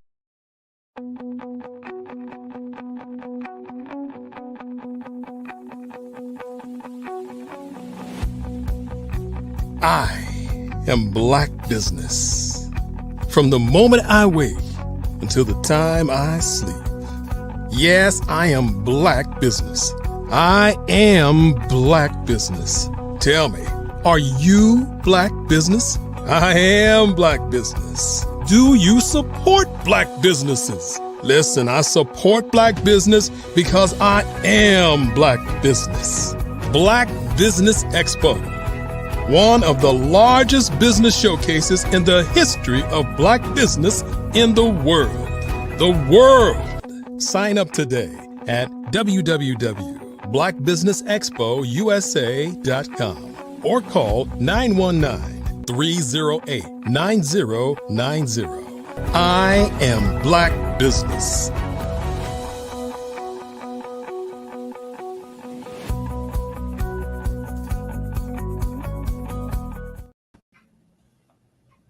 We are back. I am so excited today to present to you another exceptional human being on the planet for us today. Ladies and gentlemen, this individual has over 30 years experience as an executive leader in the private and public sectors. He stepped into his natural gift as a motivational speaker full-time in 2024. He currently serves as CEO of the Stanton Group Incorporated, a management and human development firm. He was recently named managing partner of a renewable energy startup, Green Strategic Solutions.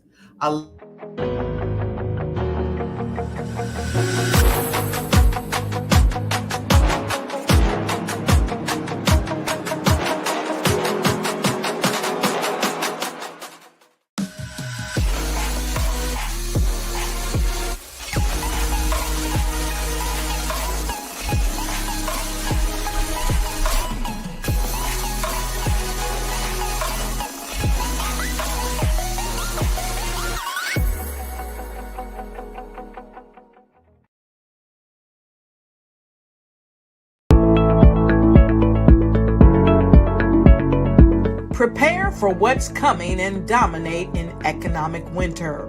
Stand strong and thrive by showcasing your great products and services globally through the Black Business Network and Black Business Olympics.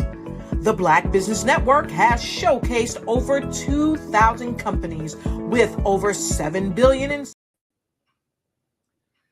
Good evening, great afternoon, ladies and gentlemen. We are back live. So excited to be here with you. This is the Black Business Network. My name is Barbara H. Smith. I am your moderator for this afternoon.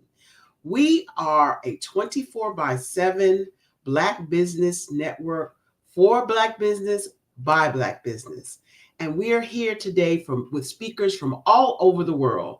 From North Carolina to Singapore, Japan, Africa, Australia, and everywhere in between. The Black Business Network is here to promote Black businesses for Black business. Today is no different. Today, this afternoon, is it afternoon yet? This morning, we have an exceptional human being on the platform with us today. Darius Stanton has over 30 years of experience as an executive leader in private and public sectors. He's decided to step into his natural gift of motivational speaking full-time in 2024 and serves as the CEO of the Stanton Group, a management and human development firm.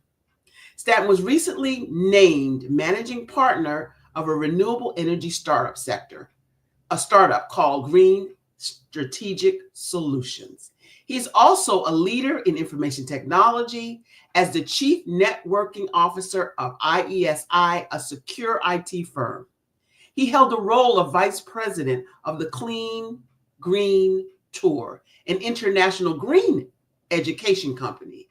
And prior to his work in the private sector, Stanton held the post of Vice President of Operations for the Boys and Girls Club of America's Greater Washington and Metro Baltimore affiliates. As a husband, father of three, his family is very active in Baltimore, Washington.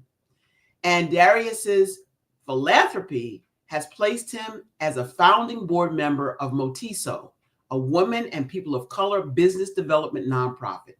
He serves as the immediate past chair of the Maryland Black Caucus Foundation and currently holds the position of a founding president of the New Village Academy Charter High School.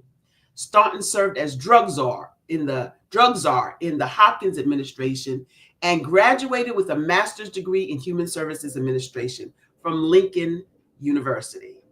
His latest appointment is the State of Maryland Economic Development Commission. Help me bring to the platform this superstar, Darius Stanton. Wow. Well, Miss Barbara H. Smith, I am so excited to be here with you on the Winner's Circle here on the Black Business Network, Black Business Olympics. Thank you so much for that rousing introduction. Well, you know, I had rewritten it and everything, but after some technical difficulties, I had to just read it as it was read. But I am the queen of introductions, if you didn't know.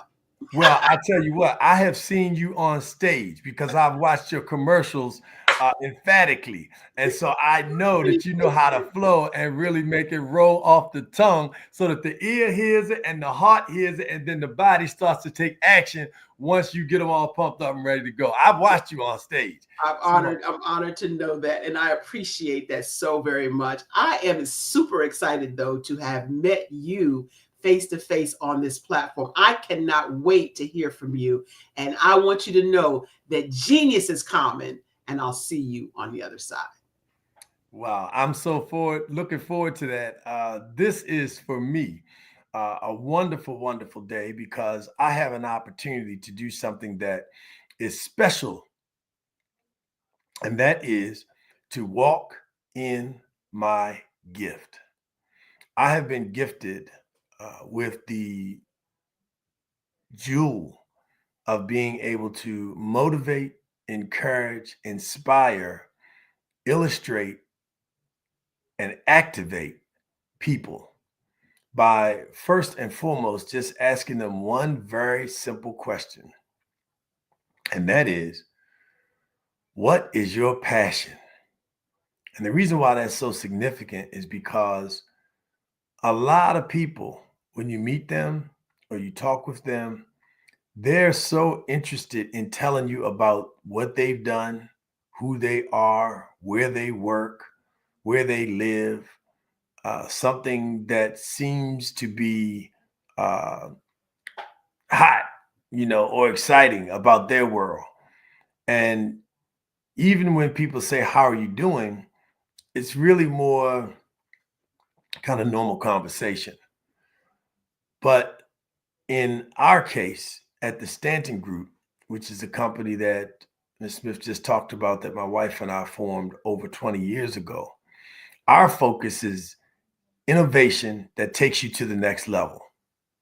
Our clients have been companies such as Comcast, the state of Maryland, Somerset County Public Schools, IESI, Mission Security, and a number of other secured and non-secured technology firms. And the reason why we say innovation taking you to the next level is because we're creators, we're innovators, we're thinkers, we're critical thinkers, we're researchers, we're analysts, and we are focused on putting people in the position to be successful with the gifts and talents that they have. And so we use a model called asset-based communications and community development. And why do we focus on assets? Because we focus on strengths. There are enough people telling you what you can't do, why you're not good, and what's not good about what you do. And you hear those messages and you replay those in your mind. And especially if you work for somebody that you look up to and respect and they give you some feedback, or it could be as long ago as when you were a child and you heard things from your parents or your grandparents or the teacher in school that told you that you couldn't do this and you couldn't do that. I had a teacher literally tell me that at the rate you're going, you could end up dead or locked up. And I was like, wow. Now, little did I know that he saw behavior that was indicative of that type of path. But for me, growing up with a family that was teaching me at home, I was homeschooled from Jump Street. So I was already learning geography at every capital of every state in Maryland, in the country, and every capital of every country on the planet, the elements table, critical thinking and how to do research and ask key questions. I was learning that before I even went to anybody else's school. And so I come from a background of leadership. My grandfather was one of the Annapolis Five, which is, I'm from Annapolis, Maryland, which is a group of people who were professionals and had things to risk, but they sat in nightly at a local cafe to deli to desegregate it because they said that Black people could not come there. And they were able to do so, but not without being beaten, not without the risk of losing their jobs and their families. They put their lives on the line. but they did it with a passion in mind. And that was the passion of making sure that people were going to be safe, and they were willing to risk their own lives and that of their own families, for that matter, to make sure that other people would have opportunities. And would you know that at 14 years old, I started working at that very same building. It was a new building. It was a hotel at that time, but in that very same space where my grandfather sat in, I washed dishes as a job, as a summer job in the summer of 1984. And I washed dishes 4 in the morning, 4 in the afternoon, and 4 at night in the morning. Like I was doing it, making 80 hours a week, 40 hours overtime. So much so the chef came in and said to the guy who was our supervisor, "Hey, you got to cut these prices down. These hours is too much." He said, "I only got 3 guys. Give me some more people, I'll cut the hours back. Otherwise, me and my guys, we got to get the job done." And then fast forward, my wife and I got married and had our reception. Over 500 people, the largest reception that the hotel had to that point. Over 500 people at the reception there for my wedding. So, my grandfather paved the way for me to work, and then for me to celebrate a union that has produced a beautiful family and a company that helps other people help people. And so it's important to focus on your strengths.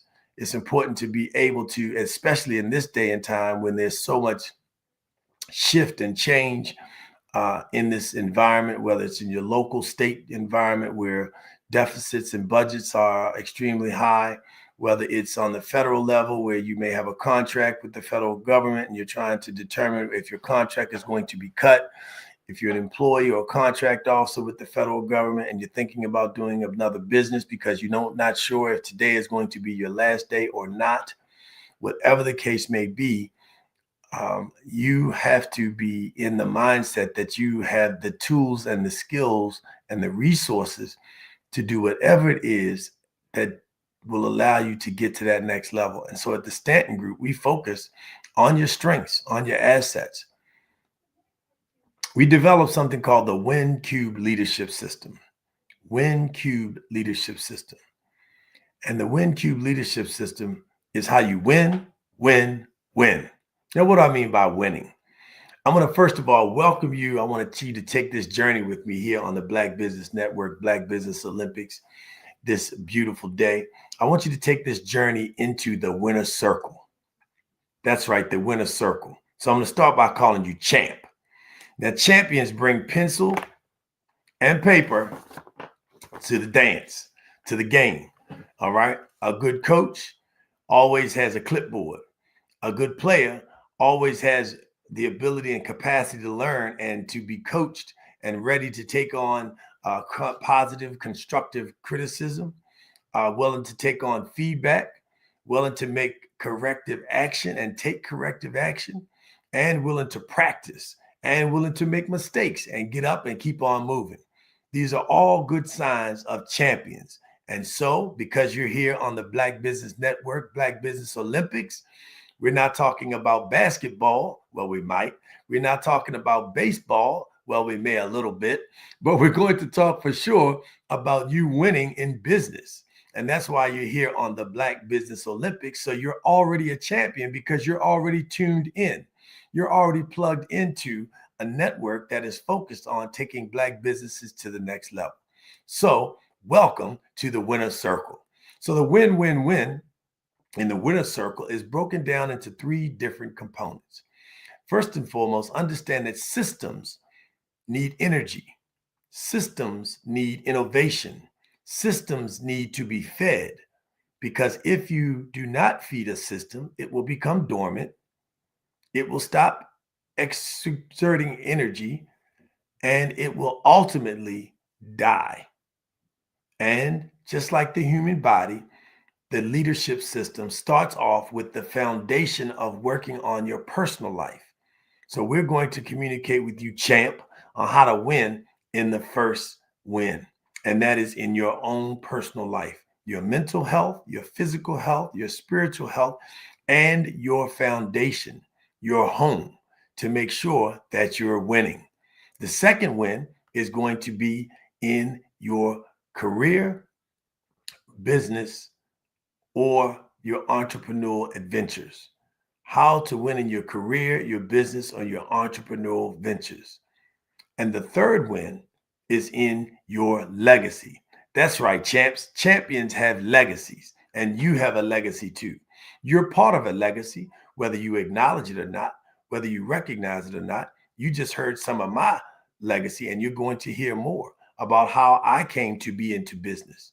It was because someone had a legacy of business that I watched and I patterned, and they placed me in the business to be part of the function so I could understand the dynamics of how business is operated, how businesses are run, how businesses are managed, and how businesses succeed and create succession plans to make sure that the next person is able to carry on the business and the legacy of the work that you've put your blood, sweat, and tears in. So the 3 wins, repeat after me, champ. Win, win, win. That's right. Win, win, win. Okay.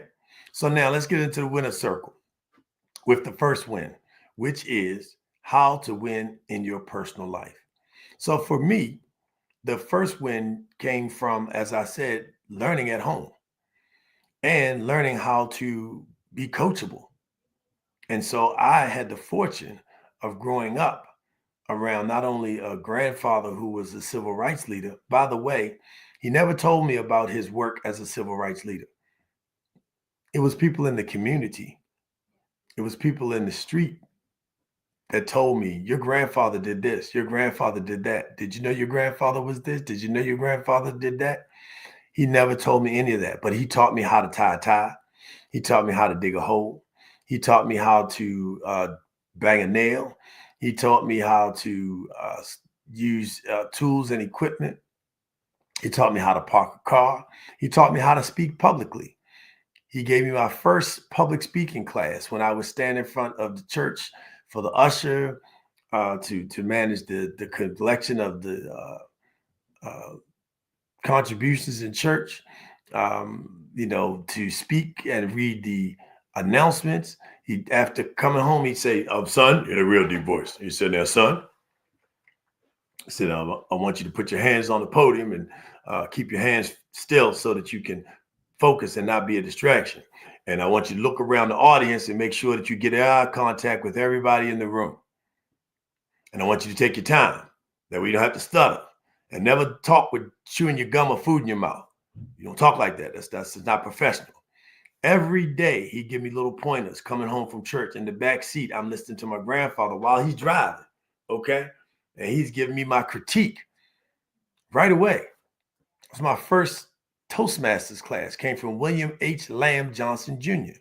My grandmother on the other side at home was a beautician who had a beauty shop in the basement of her home, Madeline McCrae Johnson, from Hamlet, North Carolina, raised in Delray Beach, Florida, by Ma Postella.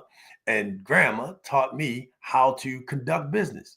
But she also taught me how to wash hair, how to curl hair, how to press hair, how to, what else? Finger wave, finger roll, that's on the court, finger roll, pin curl, okay? She taught me all of that. And in the basement and in the business of her salon, but she also taught me customer service. She had me walk her customers to the door. She had me call them cabs. And then when I realized that people put tips on service and I started doing things, she said, oh, honey, go get me a soda from the store. And another one say, oh, that cheap thing, she only gave you $1. Here, take $2. And they started competing on the tips. And of course, I'm yes, ma'am. How much would you like? Here's your change, miss. All the little things because my family taught me manners. I learned that at home. So in that first win, you have to create an environment at home that is going to allow you to win. And you do that by bringing peace in the home. And in order to bring peace into the home, you got to have peace with yourself. And we have peace because we do a few things. One, we just meditate so that we are calm, and our breath and our breathing allows us to deal with the pressures and stress that you're going to deal with when you got to make payroll, when there's a problem on the floor, when you have an irate customer, when people don't show up that was supposed to be on a contract site and they're not there. How do you deal with that without losing your cool? Because you're breathing, because you're calm, because you've been trained how to work under pressure. But that starts at home. So that when things go wrong or off track, you just take a deep breath, allow that oxygen to come into the brain, go into the blood, dissipate the heart rate, and now you're able to think clearly and you're able to focus and come up with solutions that otherwise, what am I gonna do? And now everybody else looking at you, you screaming, they're screaming, nobody's getting anything done. No decisions are being made. And you could take that all the way to the boardroom. You could take that all the way to the bank. You could take it to the negotiation table when it seems like all else is failing and it's crumbling all around you. You take that deep breath, and now you're calm again. So breathing and meditating is the very first thing that we want to encourage you to do as a business owner, because you got to be able to stay cool, calm, and collected. And you need your faculties to be strong. The second thing is you got to be able to take care of the body. And so you need to stretch. You need to make the blood flow, because the blood flow, again, goes to the brain. Do you know that the most strenuous task in the human body is food digestion, which takes away from the energy that you need to fuel the brain? So if the body is spending so much time on food, then you can't focus. And so we encourage people to do intermittent fasting. That means that you go to bed at night and you don't eat after 7 p.m. or maybe at the latest 8 p.m., but you don't go to bed at 9 until 9 because you don't want to lay down on a full, you want that food, a full stomach. Mind you, the stomach is only this big in the first place. Okay. So what we want you to do is we want you to go to eat earlier and make sure you're eating foods that feed the body and the brain. You do the research, look it up, look at foods that feed the brain, like walnuts, like green foods, broccoli and spinach that have chlorophyll, kale that have chlorophyll. You need food that feeds the brain. You need food that feeds the blood, like beets. Why is this important? Because you have to be active and bright and energetic to motivate the people who are working with you, to encourage people to want to do business with you because they see you have energy. They see you have passion.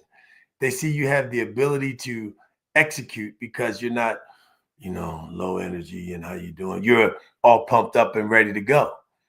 That's based on what you're eating. All right. So you go to bed and that's 12 hours. So from 7 to 7 in the morning, you're not eating. Your body is in a fasting state. Breakfast is really breaking fast, but we encourage you when you first wake up, drink water and allow the water warm, not hot, not cold, room temperature, warm, a little bit warmer water, and just drink that first glass. That would allow all of what your liver and kidney has pushed out in terms of waste to come out of the body. Follow that up with another glass full of water, 8 ounces, lemon. You could use chia seeds, but definitely lemon. All right. Maybe a pinch of cayenne. Okay. And let that water sit. And after 5 minutes with the chia seeds, drink that water. That now is shocking. It's giving your liver and your kidney a alkalinic boost, like recharging the battery. All right. Because your liver and kidney is what is actually digesting and breaking those things, filtering, those things. So you need to be able to do that. And all the stress and chemicals that are coming from the brain are dealt with in the liver. So now, this is setting you up to win physically because you're now in a position to work out. Now you can stretch. Now you can, you have an opportunity to get your blood flowing.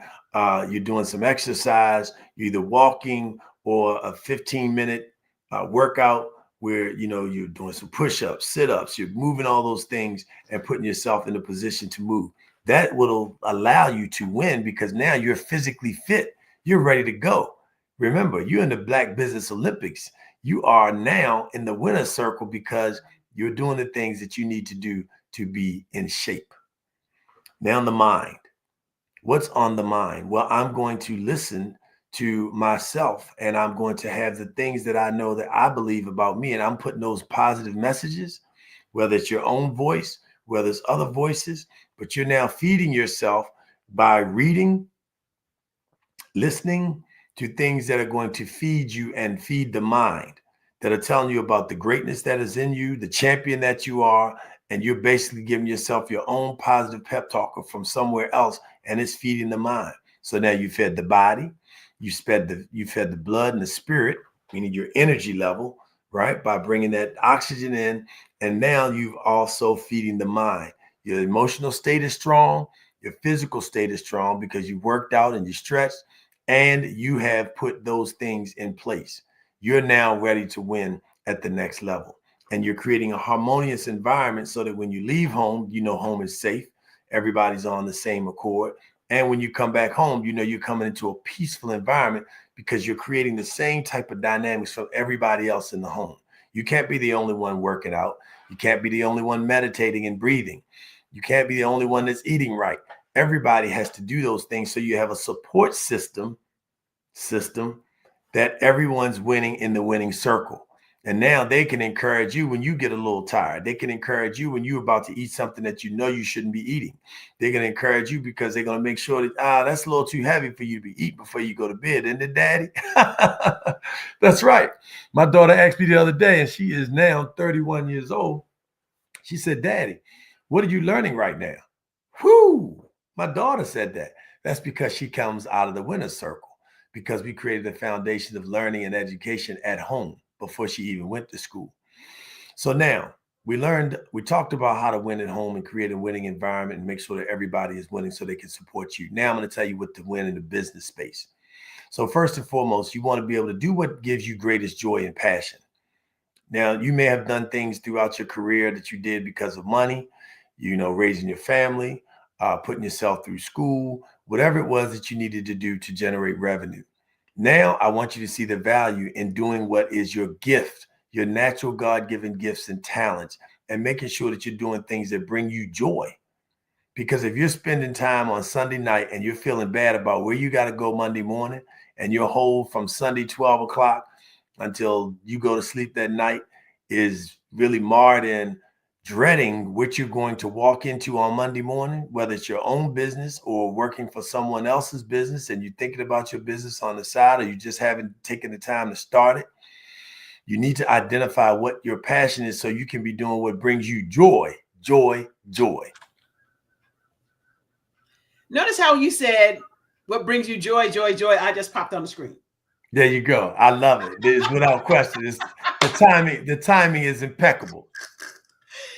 Listen, you have dropped so many nuggets. I've been taking some notes, but I really want to talk about your organization, the human development, and how your organization came into being and what you do that can help this community.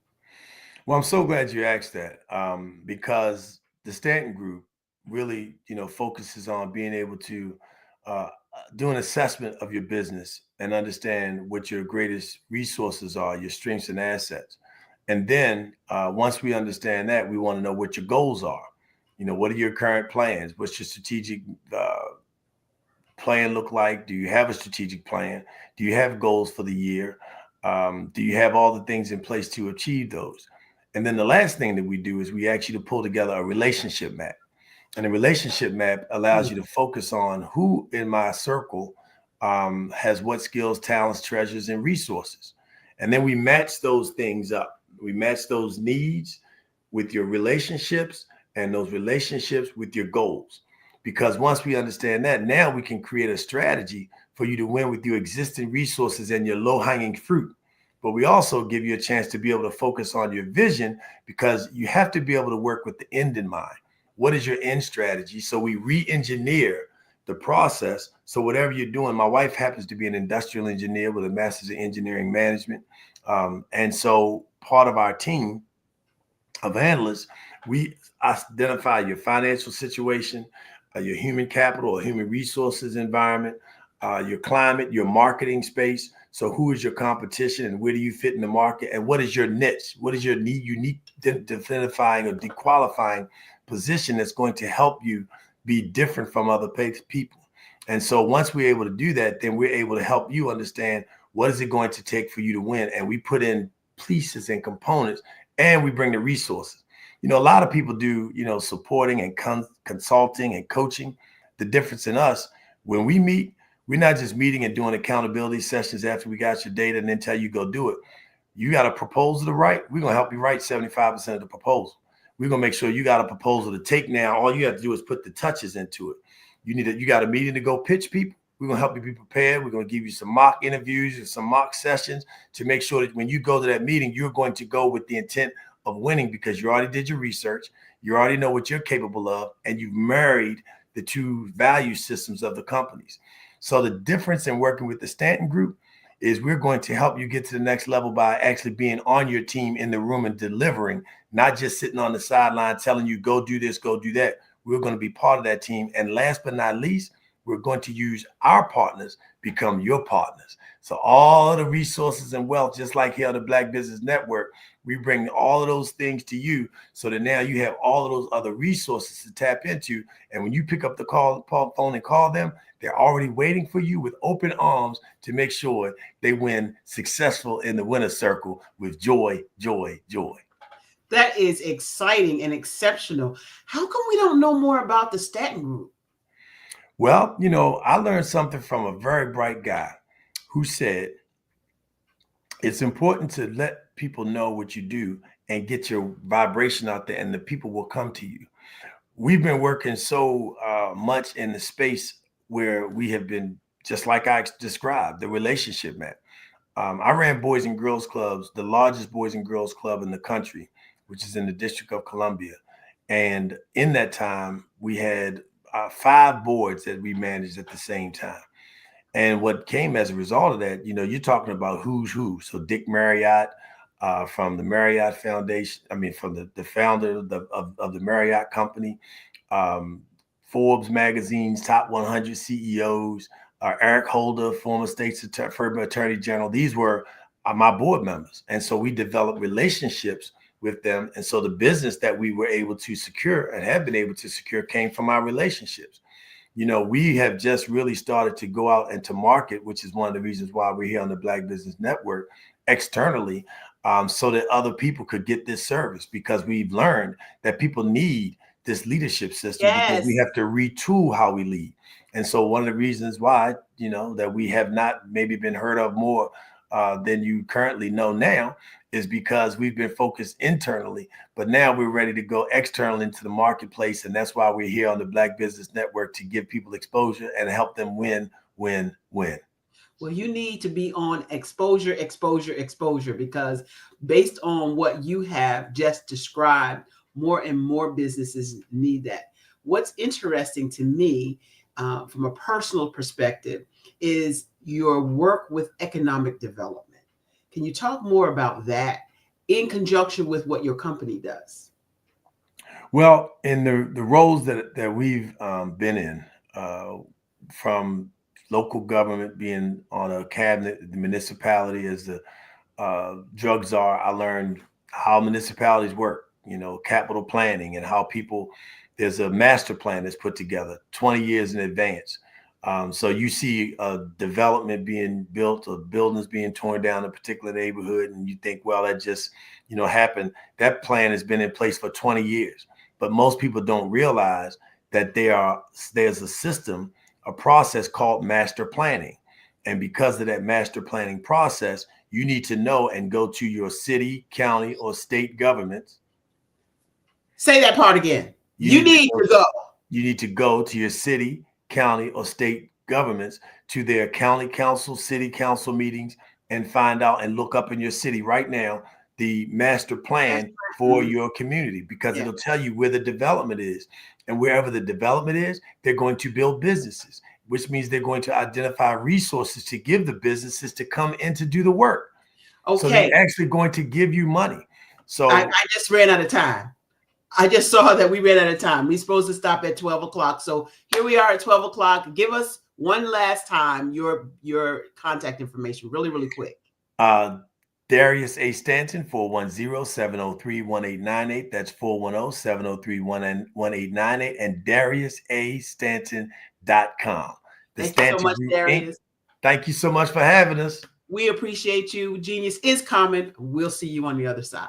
Peace and love.